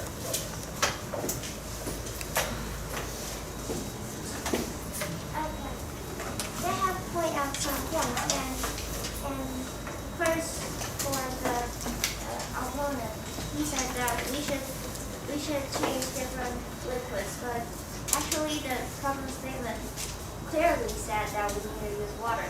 And for the reviewer, they have said that the shape of the water might not be the same, but I clearly said that if I have dropped several of the same volume of water, and I use J to analyze the radius of curvature, and I found out that it's almost the same. And the glass is completely, and one is hydrophobic, one is hydrophilic. And for the reporter, in the experiment, I always use the computer surface, so I can be sure that the shape is the same. and the thing is has a filler. And Typt is accurate enough, and the artificial and accurate are slight enough to be fixed. And temperature of the water will affect the droplet, and we use the distilled water, so it's slight enough. And the humidity during the experiment doesn't change a lot. It's a little point, and slide the oil to be Thank you. Okay. Any questions from the viewers? Yes, please. I have a question for the reporter. Is that true you assume your droplet shape as a plano convex, one flat plano convex? Is that true? No, it's Biconvex. What is the shape of the droplet in your experiment? So it's biconvex. Because I heard something you said about the radius goes to infinity. the radius of curvature is the top one, not the The second question is that for the formula we familiar with from textbook, we assume that on the both sides of the lens is the air. In your case, it seems that one side is the glass, the screen glass. The other side is the air. So did you consider the glass effect in your formula? In the lens maker equation, we assume. I know, because I assume that the water droplet is like also like a glass, and because that one is the screen glass, so I can use the lens maker equation.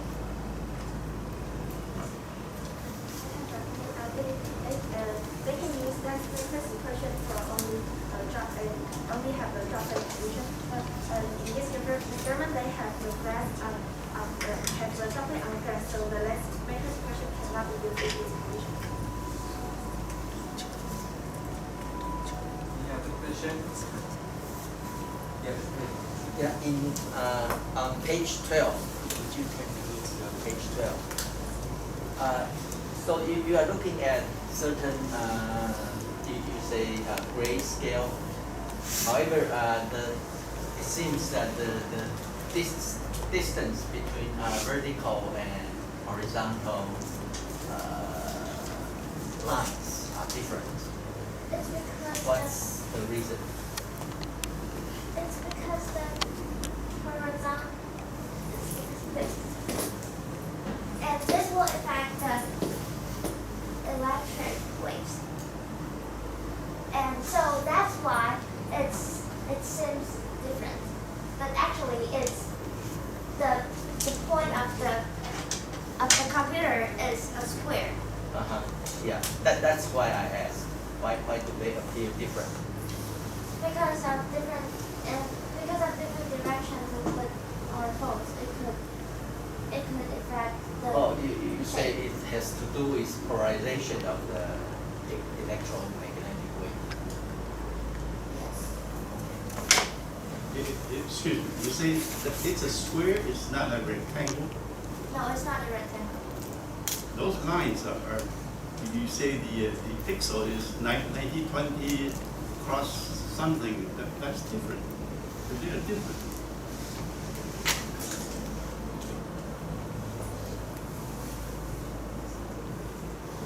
I cannot read that small that. 90-20, I got it. And The this other is one 29. The other is what? One is 29. This one is 29 centimeters. And No, that's the length. yes. I mean the pixels. Pixels are. Yeah, just multiply. Just do this Yeah, calculation. just read to me 90-20 and cross what? 1021920. That's 90-20, yeah. 9020. And the other. over 29. And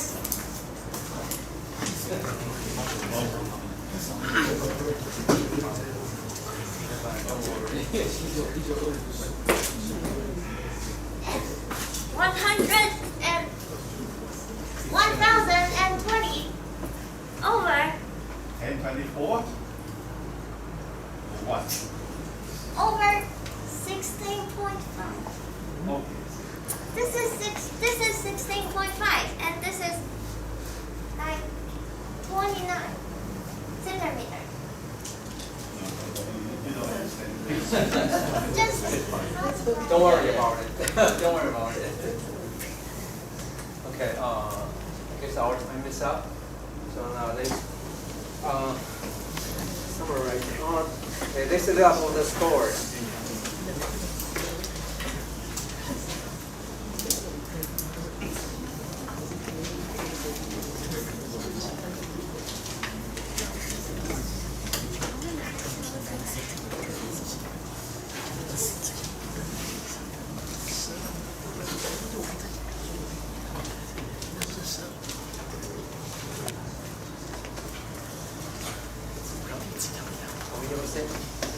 Now for the reporter,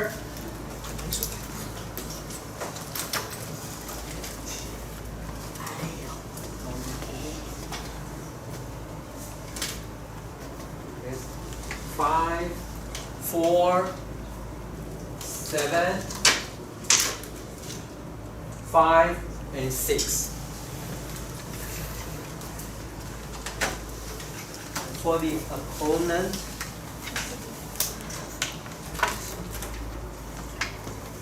it's 4, 3, 5, 5, 4. And for the reviewer,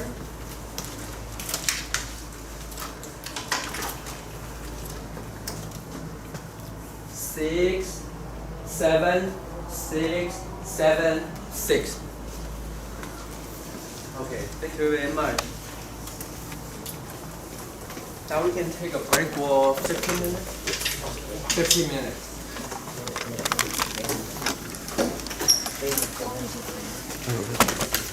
等他们换我位置，他们先换位置。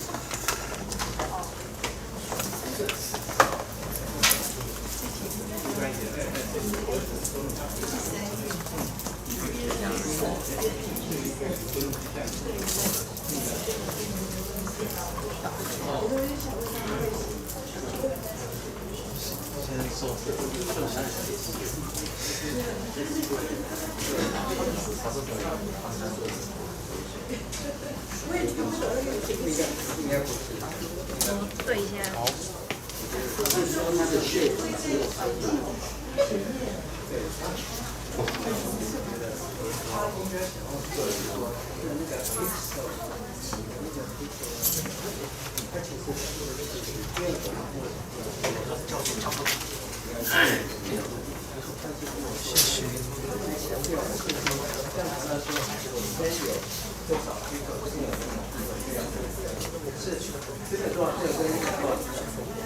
跟我这个线写在这里，但是我觉得三毛把这个混在一起回答，所以他就好像就可以三毛可以解释为什么看起来有点不对劲。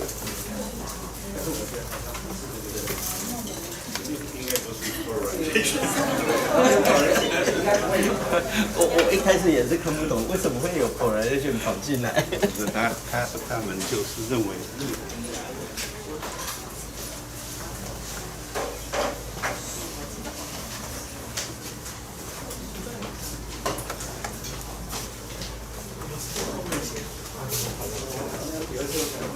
就有点急了，就开始回答错。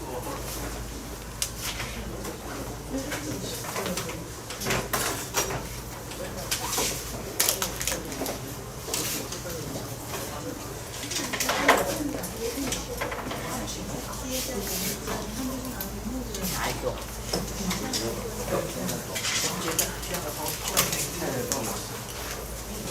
其实那当然是一个代表，就是说我们看到你有些东西可以做得到，它这当然有它的好处，因为它现在整个舞台每个地方是一个这是一个 object， 但是这个 object 现在本身是有不同的 reference， 每一个 category。对啊。这是一个做法。以前我们做的实验当然就没有这么好，他们现在可以想用这样其实不错的。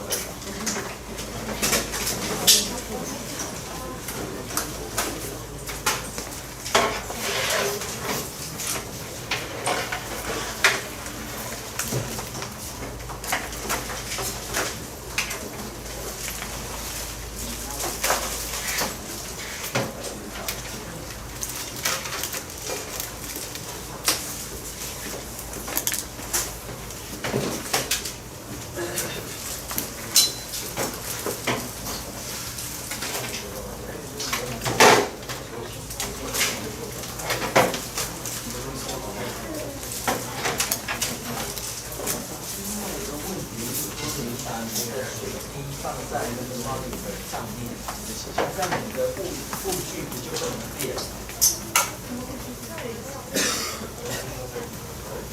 可是你不变物距，你怎么能够变相距？这个也是我不懂的地方。你的 F 不是已经决定了吗？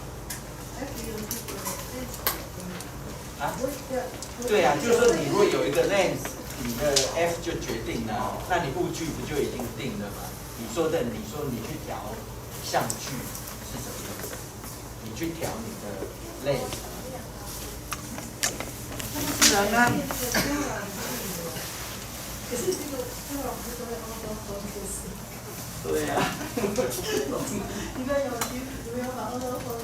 应该说因为它本身它有一个 app 是那种可以把所有的相机的那个参数全部改成手动，然后我们有载了一个特殊 app， 然后我们可以把所有它相关的自动计算的全部关掉，包括像因为Samsung手机的计算也很强 ，Apple 也很强，然后我们把它所有的自动更改参数全部关掉，完全让我们自己来设定，然后用改高度来调整。对，可是你那样你就看不清楚了，你相不就糊掉了吗？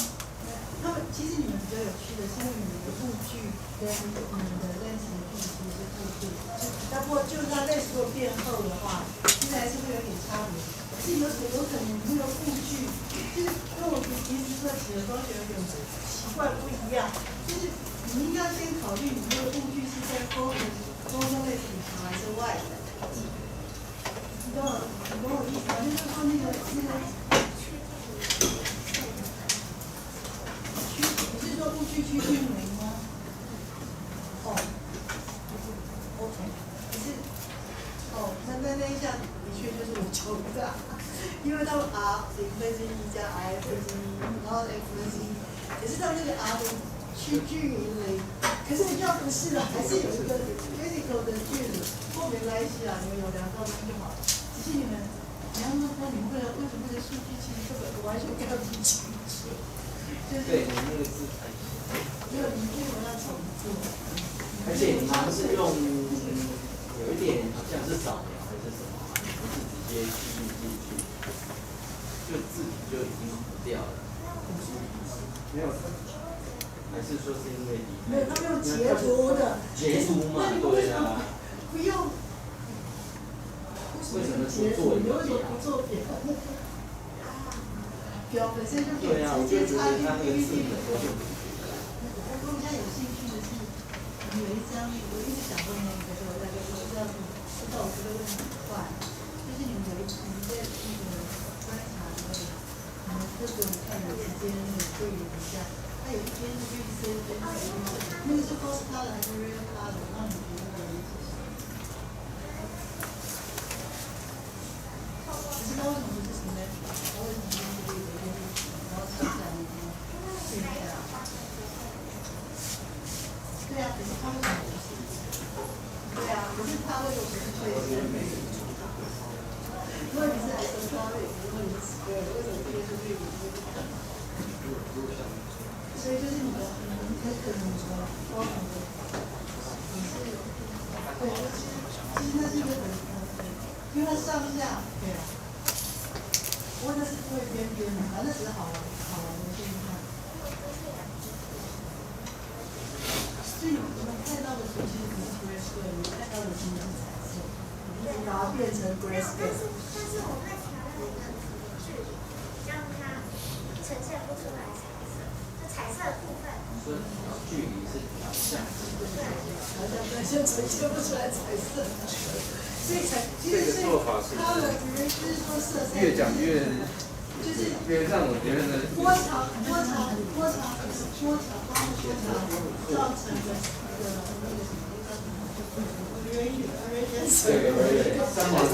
上差，其实最严重的只是预料的问题。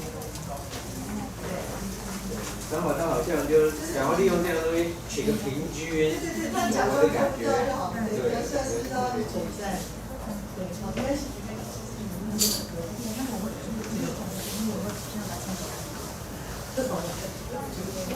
我只是觉得说奇怪了，我们这些听着他们做这些实验，为什么他们说，就说你去测，因为他说至少这一组，他说他有照那个水滴的照片，他还有利用一个程式说设法去决定它的 radio 上的可能。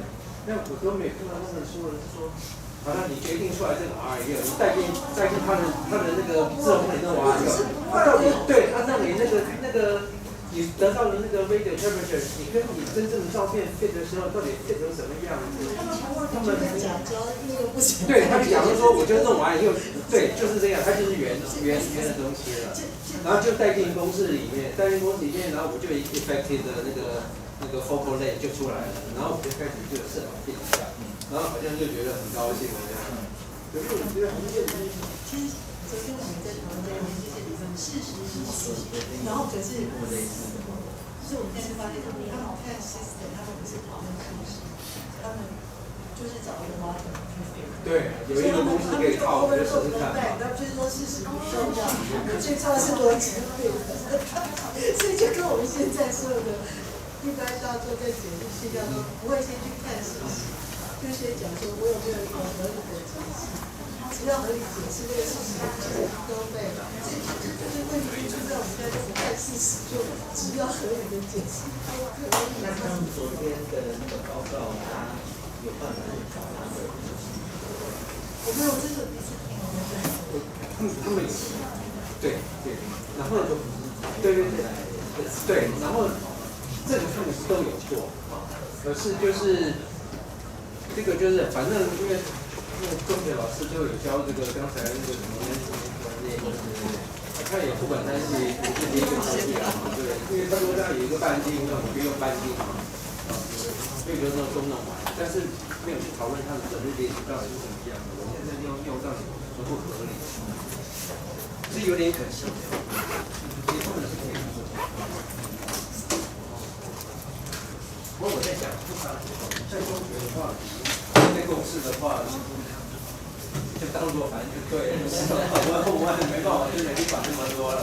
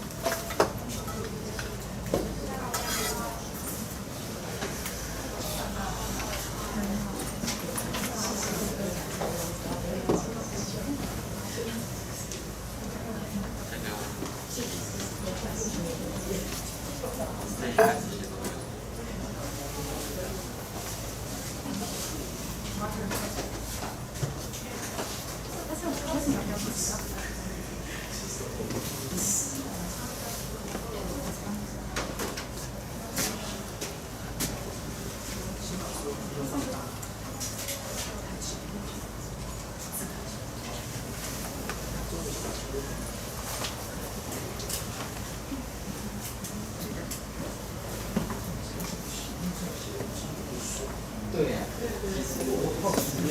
刚刚谁在问说，如果他的一些有要求的时候，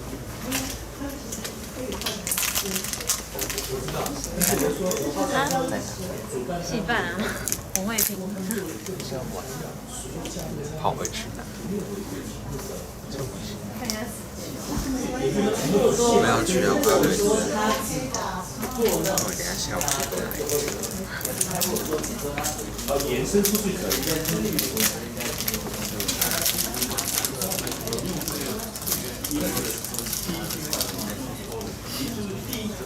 话不是线哦，它只是跟你的water。By looking through a single water dropping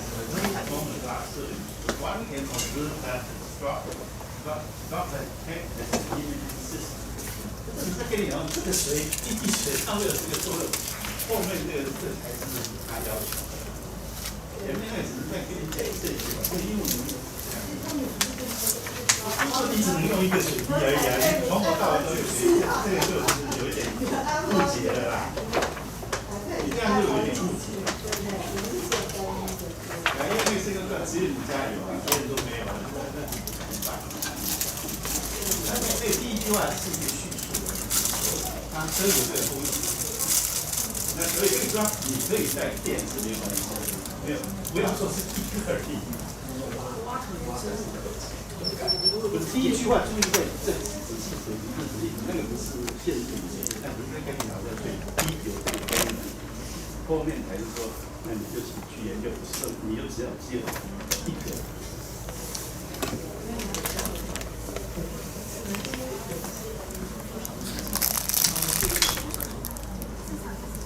我起码是这样，我英文还是读起来，我认为第一个什么，那个只有第一个新的。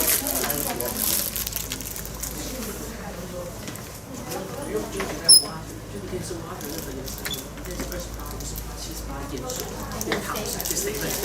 对啊，都是股东，各种。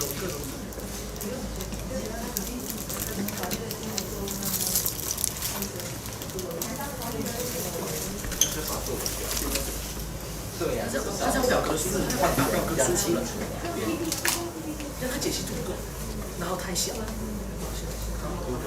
不了。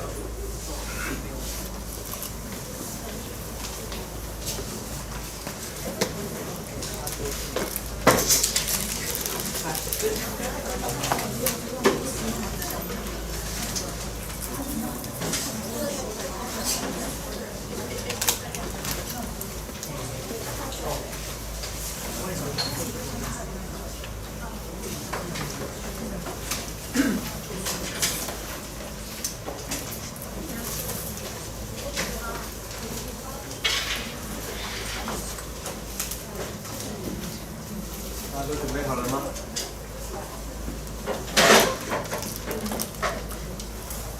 ？Okay, let's begin. The opponent, please. So choose your challenge problem, please. The opponent.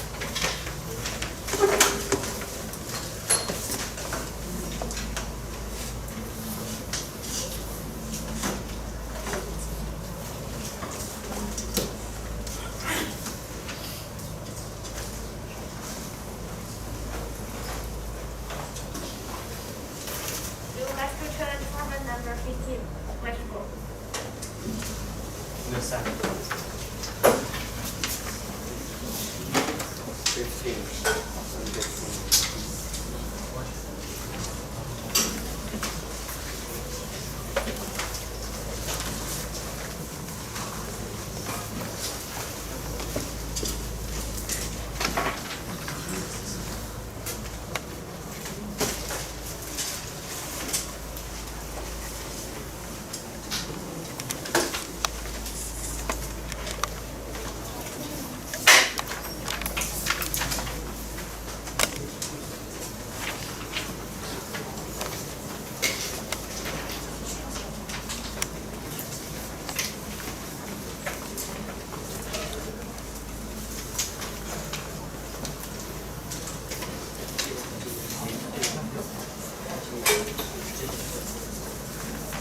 The reviewer need to write down your name on the blackboard.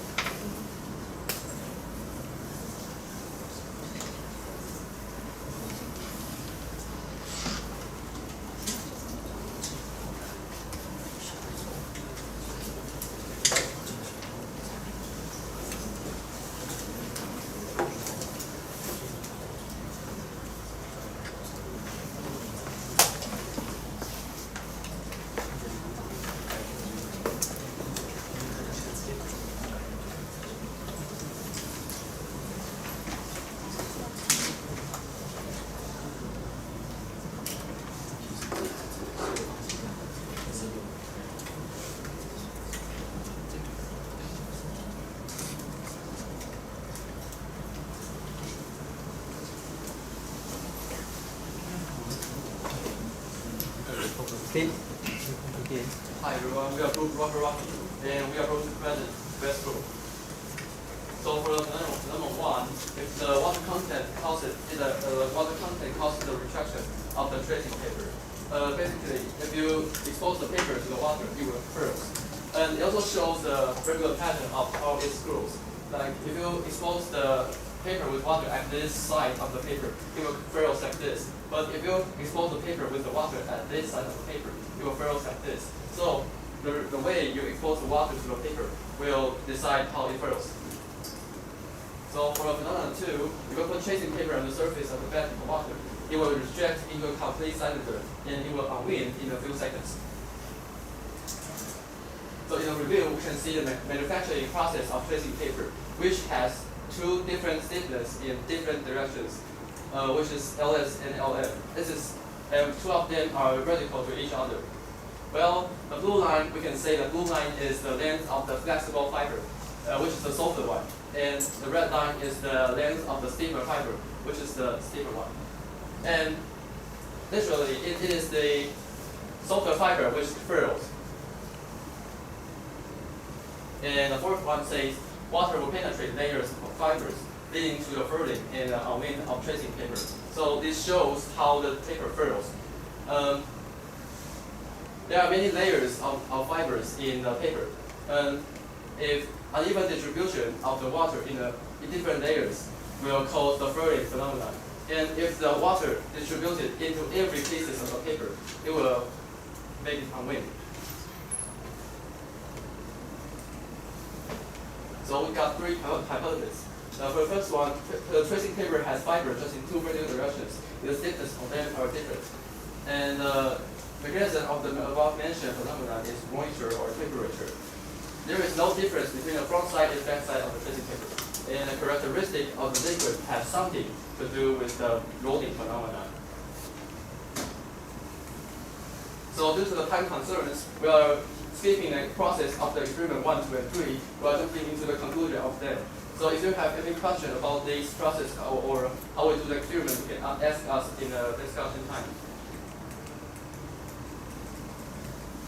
So we got simple organization of experiment 1, 2, and 3. And the first one is, it is the water, not heat, that leads to retraction. Through isolation, there's two factors that may cause the paper to furls, which is water and temperature. And through experiment 1, we use the lighter and hair dryer to heat up the paper, but it doesn't curl. So we think it is the water, not heat, that leads to retraction. And for the second one, no matter which direction the tracing paper is put on the surface of water, the paper will furl. But retraction would not be seen obviously, while tracing paper is put directly into the water. So if you put the whole paper directly into the water, the water content will be distributed into every pieces of the paper, which will not make the paper furls. So you need to keep the paper dry to some extent so that the paper furls. And for the third one, the tracing paper will only furl in one certain direction, which is anisotropic. In this picture, we can see every pieces of paper rolls with the same center axis, no matter how you cut the paper. So we can say that every paper furls as the same way as the original paper does, from here to here, as the blue line says. They all roll as the same center axis. For experiment 4, we're going to find out the limitation of length of the plastic fiber for shaping the paper into a complete cylinder. So we're going to fix LS as 5 centimeters, and we are changing the LF from 0.5 to 4 centimeters. So in the end, we found that if the paper reaches the critical point of retraction, when LF is between 0.6 to 0.8. So if the LF of the paper is lower than this number, like 0.5, 0.4, it will not retract. So in experiment 5, we are going to find out what will happen if we put water on the circle or the edge as we change LF. So we got two different independent variables. the position and the water context tracing paper and the different condition of LF. So we will fix the LS at 5 centimeters and we will change LF from 0.5 to 60 centimeters. So if the water is at the center, at the edge axis, while the LF is between 3 to 4 centimeters, the paper begins to start growing obviously. And if the water is at the center axis of the paper, while the LF is between 8 to 10 centimeters, only the side which contacts with water will roll up, and the other side doesn't retract obviously. So the reason why it doesn't roll up is because the weight of the paper.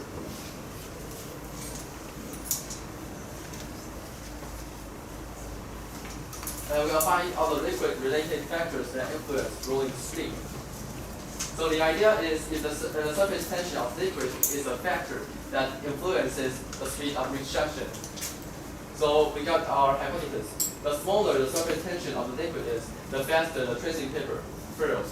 So we think if the surface tension is low, it will make it easier for the paper to absorb the water, and it will make it roll faster.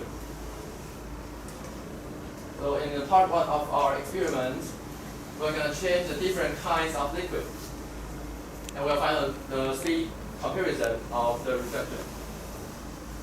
So we will prepare 4 different kinds of liquid into the experimental plate, from water salt solution and 50% alcohol, and water and NaCl3 solution.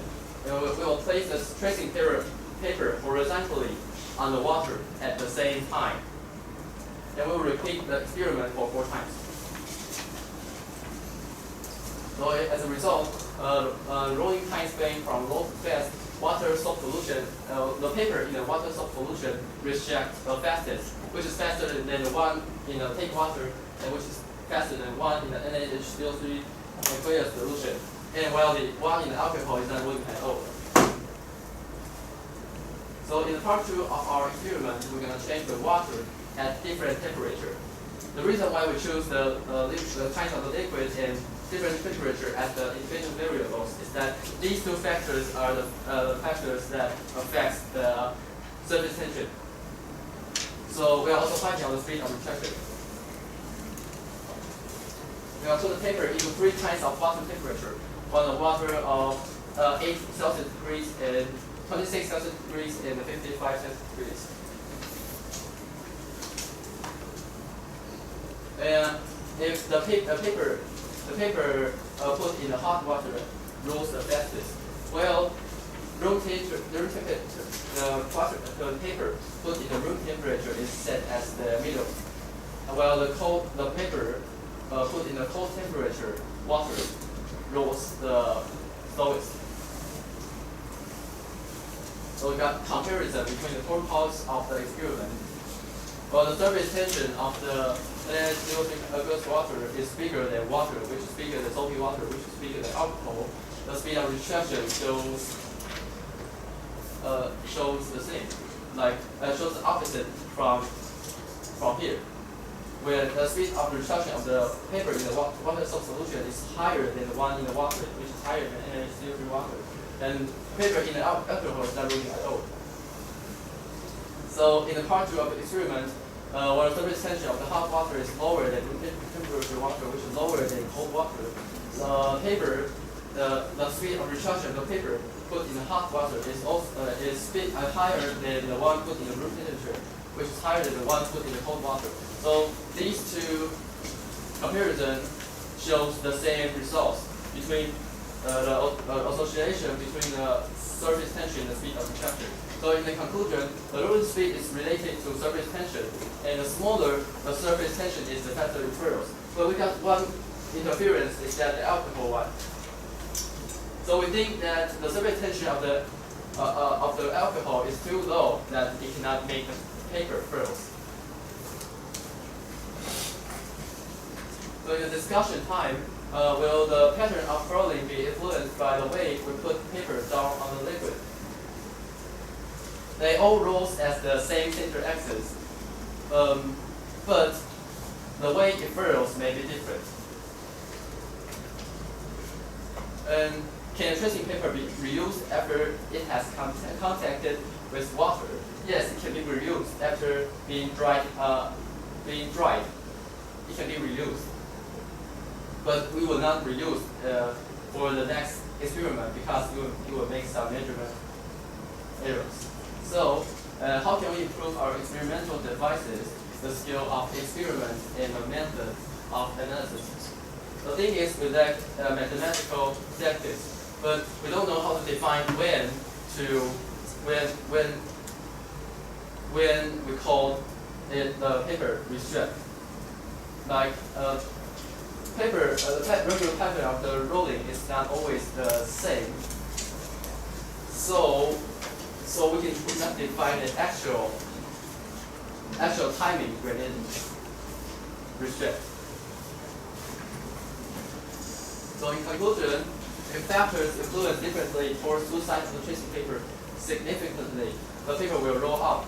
The thing is, the uneven distribution of the water will cause the furling phenomenon.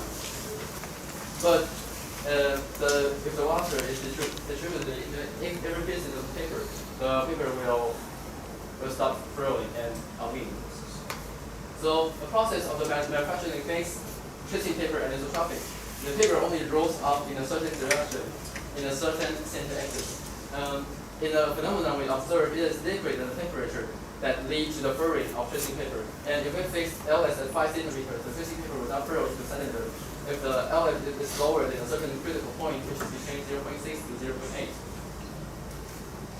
So only make the center axis of the tracing paper wet, the paper begins to stop rolling out obviously, while the LS is between 3 to 4 centimeters. And if we make the side axis of the tracing paper wet, the paper begins to stop rolling out obviously. But the LF is between 8 to 10 centimeters. The reduction is related to surface tension. The smaller the surface tension is, the better it goes. Thank you. Now the question from the opponent. So I want to ask you that, do you think the humidity will affect the result? Yes, if we put the paper on the surface of our hand, it will restrict, so it may affect. Okay. So have you observed the tracing paper will have its placement on the surface of water? Sorry? The tracing paper will move on the water. Will it affect the outcome of the? Do you observe it? Oh, you mean the floating? Yes. Phenomenon? No, we didn't. No. And do you think the viscosity of the water will affect the result? Viscosity. Viscosity means the water, it will stick thank you. Do you measure the extension of the tracing paper after absorb the water? Extension. Expansion.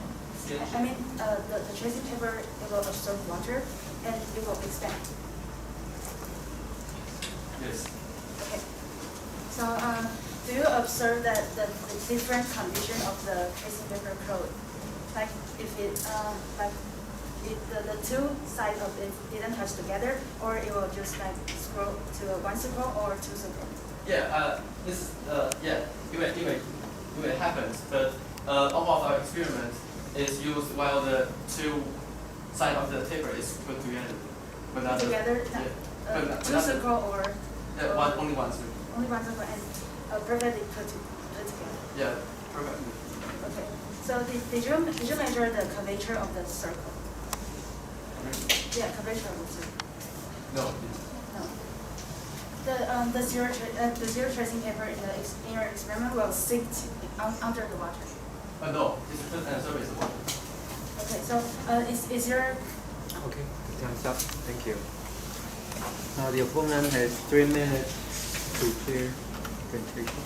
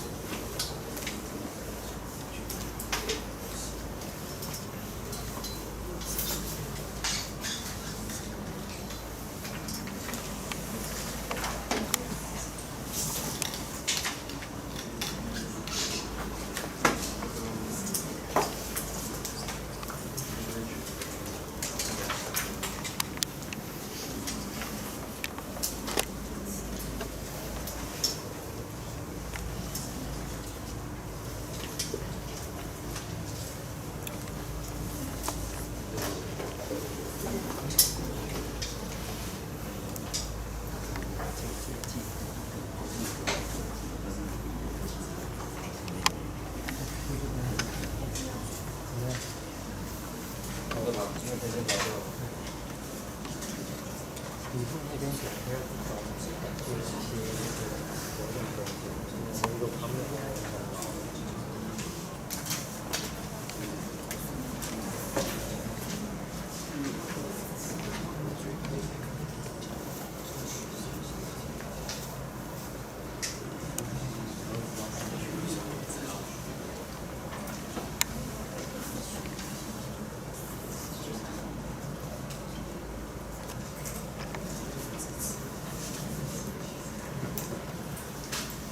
Okay, the opponent, you can have the floor now. Hello everyone, my name is Maya from the Insulator, and today I'm going to oppose the problem number 15. And here is our problem statement. Gently place a piece of tracing paper on the surface water. It will rapidly cross into a scroll and then slowly uncross. So we need to explain and investigate this phenomenon. So our main focus is the reason to cause this phenomenon and a relevant parameter to affect the curl and the uncurl of the tracing paper.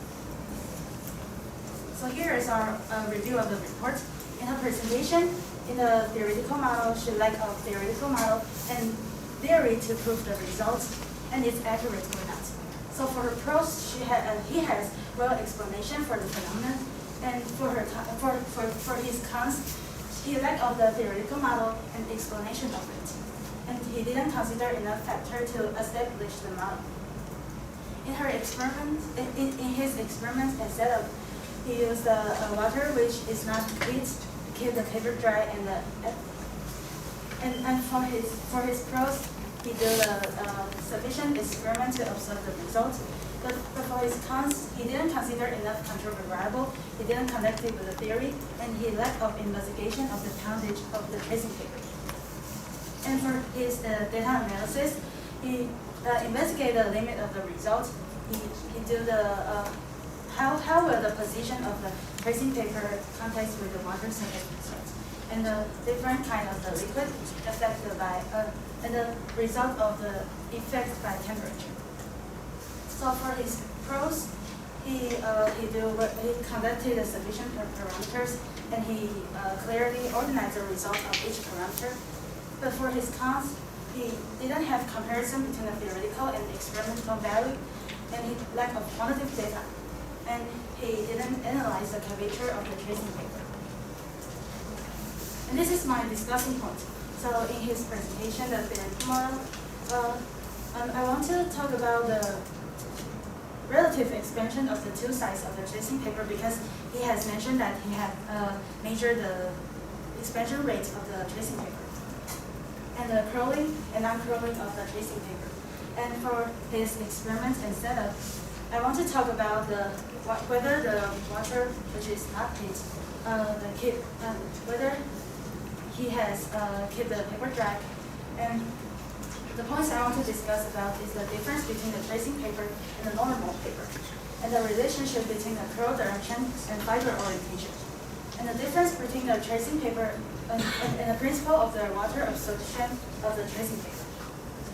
So in his data analysis, I want to talk about the elimination for the result, and how will the position of the tracing paper contact with the water affect the result, and different kind of liquid affected by temperature. So I want to talk about how to, and he has no quantitative data charts in his presentation, so I want to talk about the data of it. Okay. And now I want to discuss with the reporter. So the first question I want to ask you is that what is the difference between the normal paper and the tracing paper? The normal paper doesn't curl like the tracing paper does. Why is that a reason for it?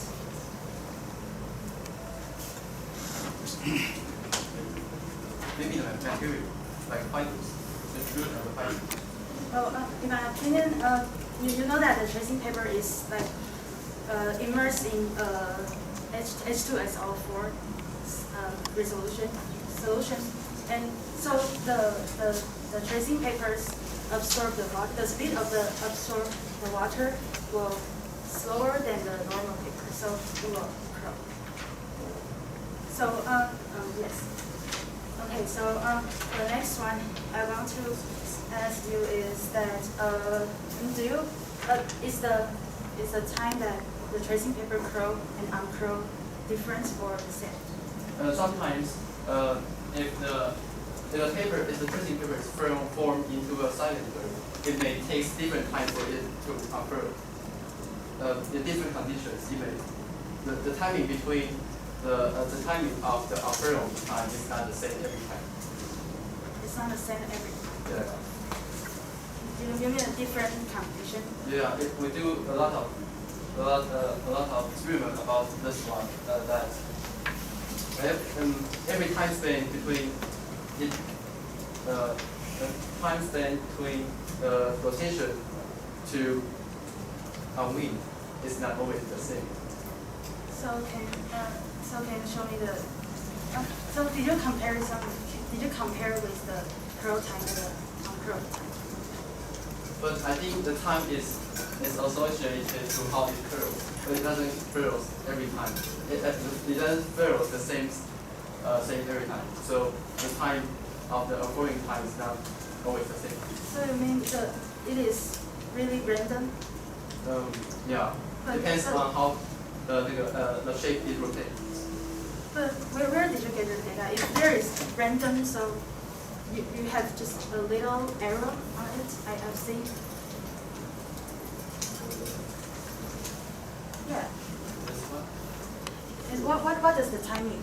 The time under the picture? We record every video of a retraction time, and after it is in the video we calculate.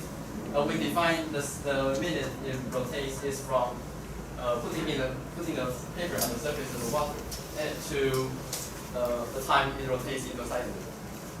It rotates. You mean it rotates like the most? Yeah. It rotates into the cylinder.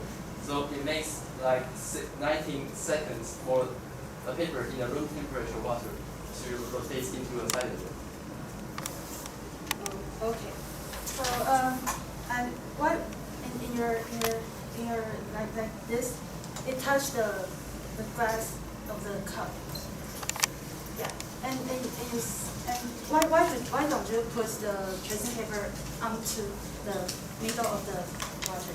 Yeah, it flows to the. But you say that you didn't observe the movement on the water, so you do. Do you mean it touched the? Yeah, but it ripples. But I think most of the time spent on the rotating time is it takes many time for it to rotate. But it takes many time for from putting into the water and on the surface of water to it actually rotates. Like in the 96 seconds, it only the rotating time only take about 8 seconds. In any other time, it doesn't move at all, and the surface of the water. Oh, okay. Now let's move to the next point. That I want to ask you that do you think the water absorption is the capillary action or the diffusion? Capillary? Yes, capillary action, which means that like if you the normal paper after it immersed to in water, the water will comes up. So this action is the capillary action. So you do think the tracing paper is the capillary action or the diffusion? So what is the definition of diffusion? Diffusion means diffusion means like if here is cold and here is hot, so the temperature of it will finally get equal. I think it is the first one. The first capillary action. Yeah. But I think it's the diffusion because I know you have done the hot water and cold water, right? And we know that the diffusion will be more obvious when it's in hot water. And in your data we can see that in the hot water the time will be like much more smaller than the cold water. So this is my opinion of it. But in our experiment, we think that temperature doesn't affect much to this. No, it's not the temperature. But there is difference between your data. Yeah. But this data is caused by the surface tension. What is surface tension? Can you explain it to me? This part, the hotter the water is, the lower the surface tension is. So we can compare these data. So can you explain to me how does the surface tension act on the curling of the tracing paper? Yeah, the smaller the surface tension is, especially it's curved. But how does the surface tension act? Like the force. Can you do the force analysis or? We think that if the surface tension is small to some extent, it will make the paper easier to absorb the water. So it will make it faster to rotate. It will rotate? Rotate that. Curve. Okay. So I want to discuss about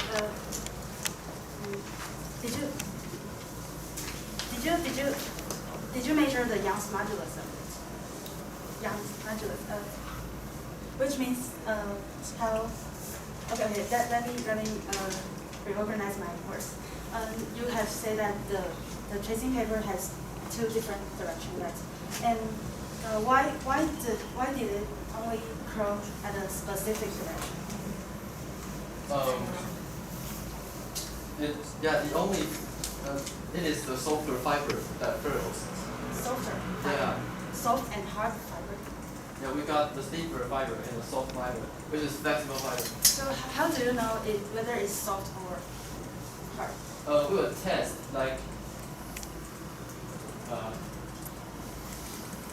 in this part of the paper, we can cut a piece of paper and put it in the water to check how it curls. So we can find the center axis here. So it can also be used in another experiment. Okay, but I think whether it's hard or the soft is because of the Young's modulus. Young's modulus means that how it can stand the force at different direction, vertical to the fiber orientation or parallel to the fiber orientation. So if the fiber orientation, if the side vertical to the fiber orientation, like the Young's modulus is bigger than the side vertical to the side parallel to the fiber orientation. So we can call it the hard or soft. So it's a quantitative data we can measure out. So I suggest you can do it. Yes. Okay. So you have mentioned you measure the expansion of the tracing papers. Right? Expansion that when the tracing paper absorbs the water, it will expand. Yeah. So you have measured the expansion. You mean the time or something? No, the expansion. How like the normal, the original length and the length after absorbing water.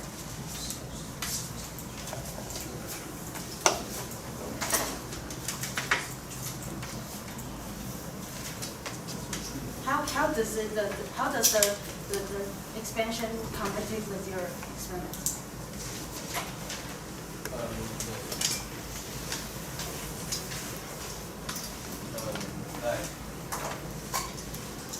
If the water penetrates like this does, it will. I think the expansion of the tracing paper will affect the curl direction of it because the side parallel to the fiber orientation will be bigger. The expansion of it will be bigger than the side vertical. Thanks. Now wait. Could you summarize the discussion, please? The opponent. So and here is my summarize for our discussion. So in the theoretical model, we talk about they didn't have a connection and comparison between the theory and the experiment value, which will not prove this investigation, and we can understand the reason of the phenomenon clearly, which urban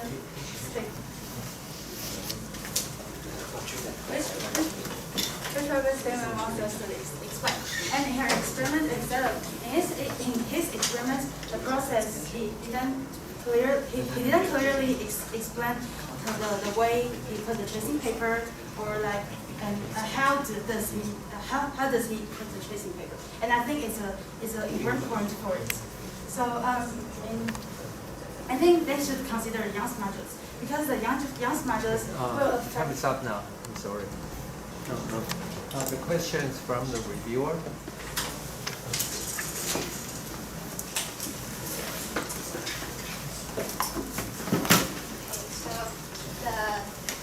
Reporter has mentioned that you change the angle that the paper is in the water, right?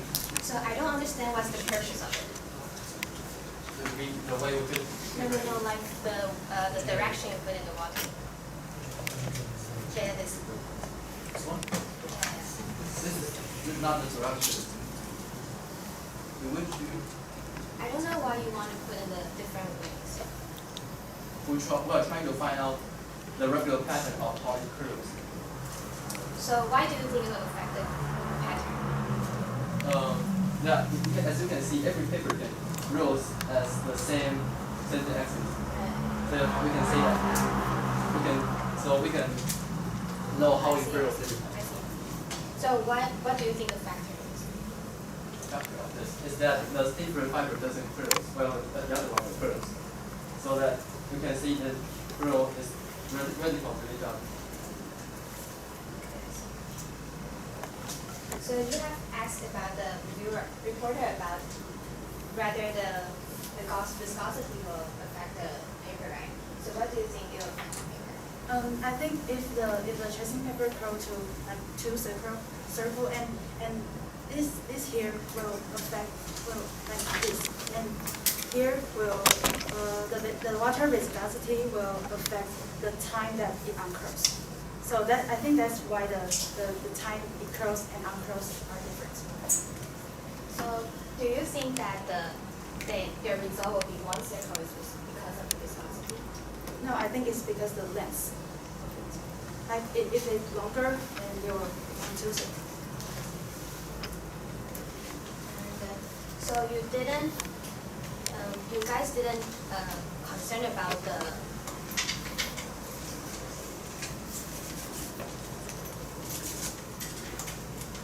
So do you guys concern about the water density that will affect the result? You mean water density? Yeah, we use different liquids to do the experiment. I see. So what's the effect of the? Do you think the density will affect the scroll of the paper? Depends what is in the water. What is in the water? But you didn't discuss about the density. Do you think it's a factor? I don't think it is a very big factor. The factor lies in the kind of the liquid. It's more important. Okay, thank you very much. Now the reviewer has 2 minutes to prepare.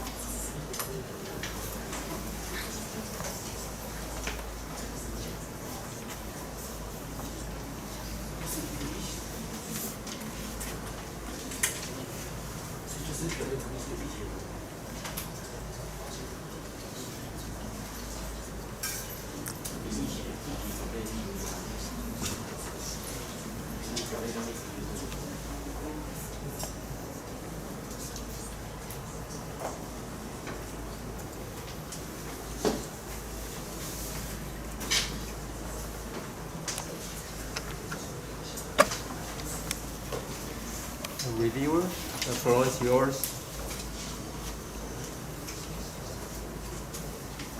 So, distinguished judges and fellow competitors, I'm the reviewer of PPP. So first, our problem statement is a wet scroll, and this is the problem statement. So this is the overview of reporter's presentation. There are lack of theory, and their setup is that they do the experiment of the parameter with different kind of water tensions and different temperature. And their conclusion is that the surface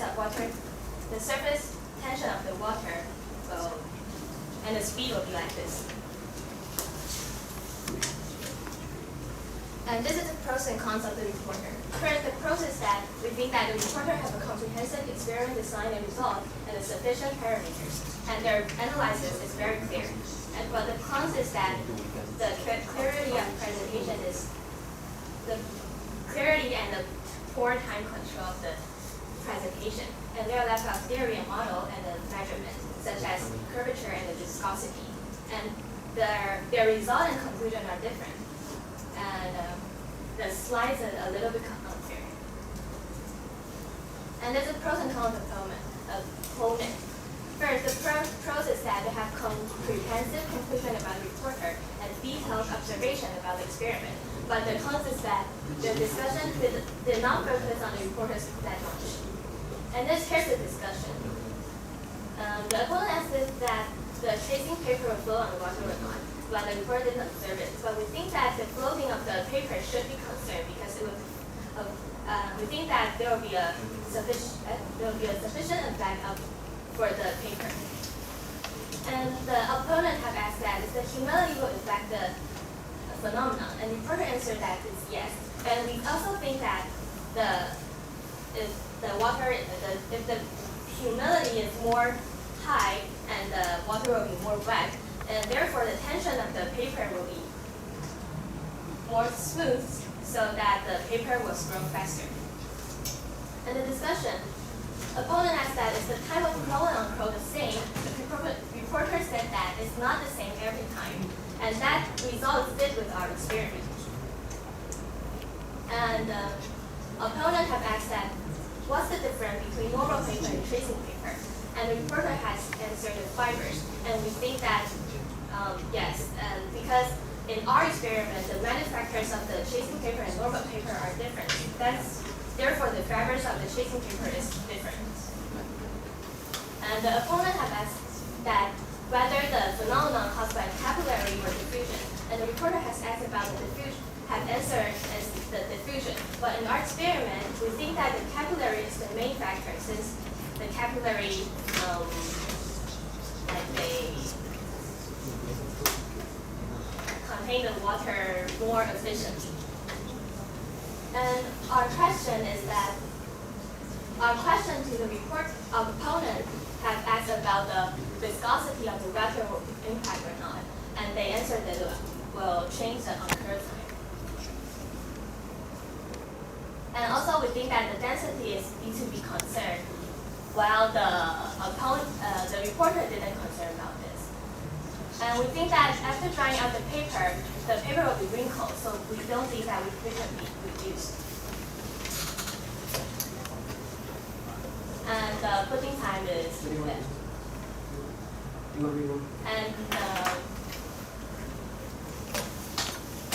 And I don't see the. Thank you. Okay, thank you very much. Okay, now the reporter, give your concluding remarks.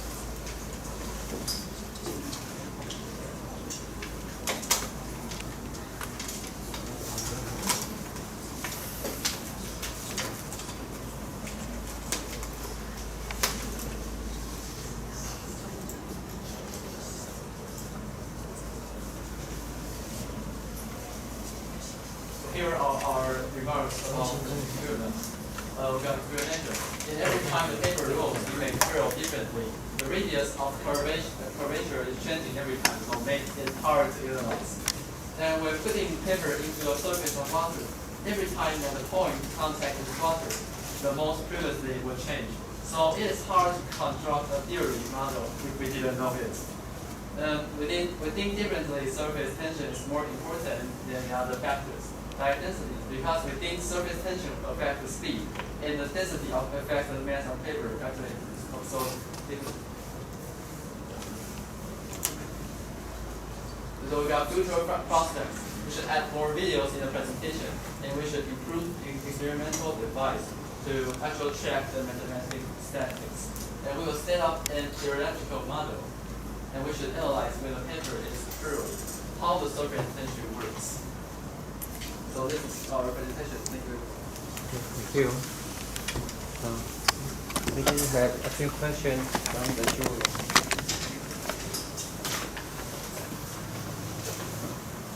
Could I ask a report about your comparisons of different solutions with regard to their surface tension and temperature?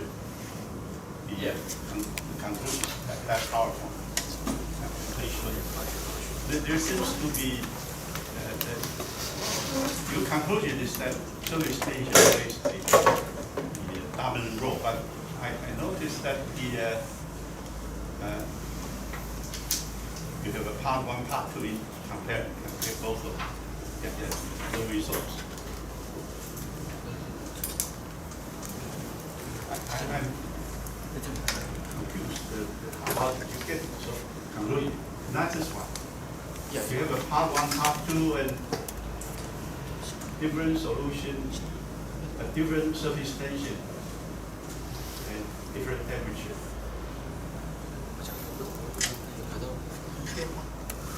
And you said that the surface tension decreases as temperature increases. That's correct. Yeah, this one. Now, if you see this,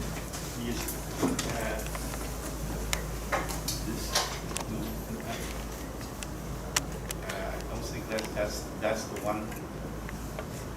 Surface tension. No, you list the solutions in part 2, not this one.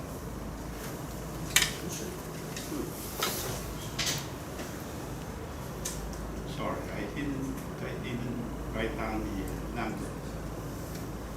But my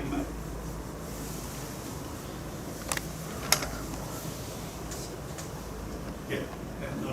You don't have another one? This is taking too much time. We didn't have the page number. Yeah, I blend in my poor eyesight. You haven't seen anything you have about? No, there is a slide. I wrote down that you have the order of. Okay, the first one is with regard to part 1. Part 1, you will compare different solutions, right? Yeah. Like water, soapy water, and alcohol. That's the first one. And the second one, you also listed the speed of curling for the different solutions, but this one doesn't have that. In part 2, yeah. This is the same solution, which is water. No, Professor Tsai is referring to the speed of the curling. If you have a slide. About the speed? Yeah. My recollection is that, no, you don't have to change it. Let me repeat. Let me say, in part 2, you list water as the fastest, and then soapy water, and then alcohol. And then the NaHCO3, I don't know the chemical name. And then lastly, the alcohol, which is inconsistent with the surface tension. You mean the comparison of the surface? In that case, your conclusion is surface tension is responsible, right? And he said that the one with lowest surface tension will curl the fastest. Well, that is possible. Because of no. Now my question for all of you: this curling, does it has to do with the paper have a layered structure? And secondly, it must have a different constant, elastic constant, or Young's modulus as proposed by the opponent. Different constant, elastic constants. Elastic constant is anisotropic in different in the orthogonal directions. You know, the two perpendicular axes. Two questions: layer structure and elastic constants along different directions. Is it necessary to explain the phenomenon? Because the, well, also the uncurling, what factors influence the speed of uncurling? It takes longer time. These are three important properties or phenomena that must be explained. The opponent. Yeah, anyone has first. Yeah, anyone have ideas? We Please. can use the bimetallic thermoplates to explain. So that's layer structure. Yes. Okay.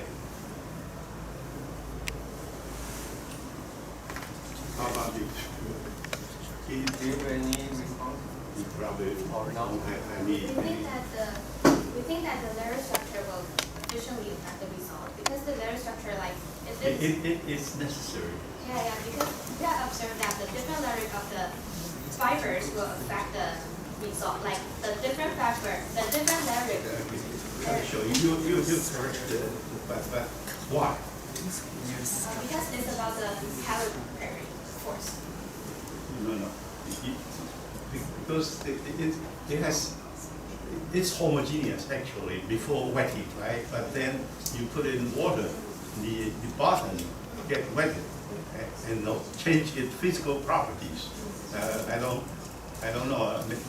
Maybe the elastic constant, maybe the elastic constant change, maybe the surface tension. As it get more wet, the surface tension will be like more smooth, so it will curl. Yeah, of course. It expands. That expand. You have it has to curve. That's just like a metallic switch. If the one layer or one side expands more, then there's stress, and it will bend over to the other side. But I didn't hear any of this discussion. That's disappointing. Okay, I'm afraid I'm stop. Yeah. Now. We're over. However, this is the last you can afford it. Let's calculate the final score.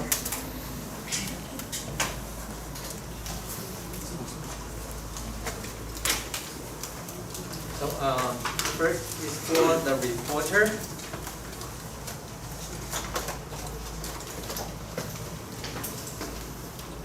Six, 7, 6, 6, 3.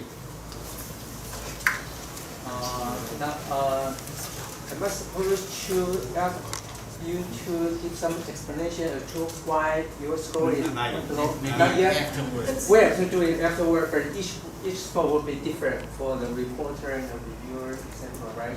So we have to will do it remember afterward. what he did. Okay, we can do it afterward. Okay, that's fine. He will remember. Okay, now for the opponent, the score for the opponent. 7, 8, 7, 7, 6. Okay, this one is the successor. And for the reviewer, 5, 6, 7, 6, 5.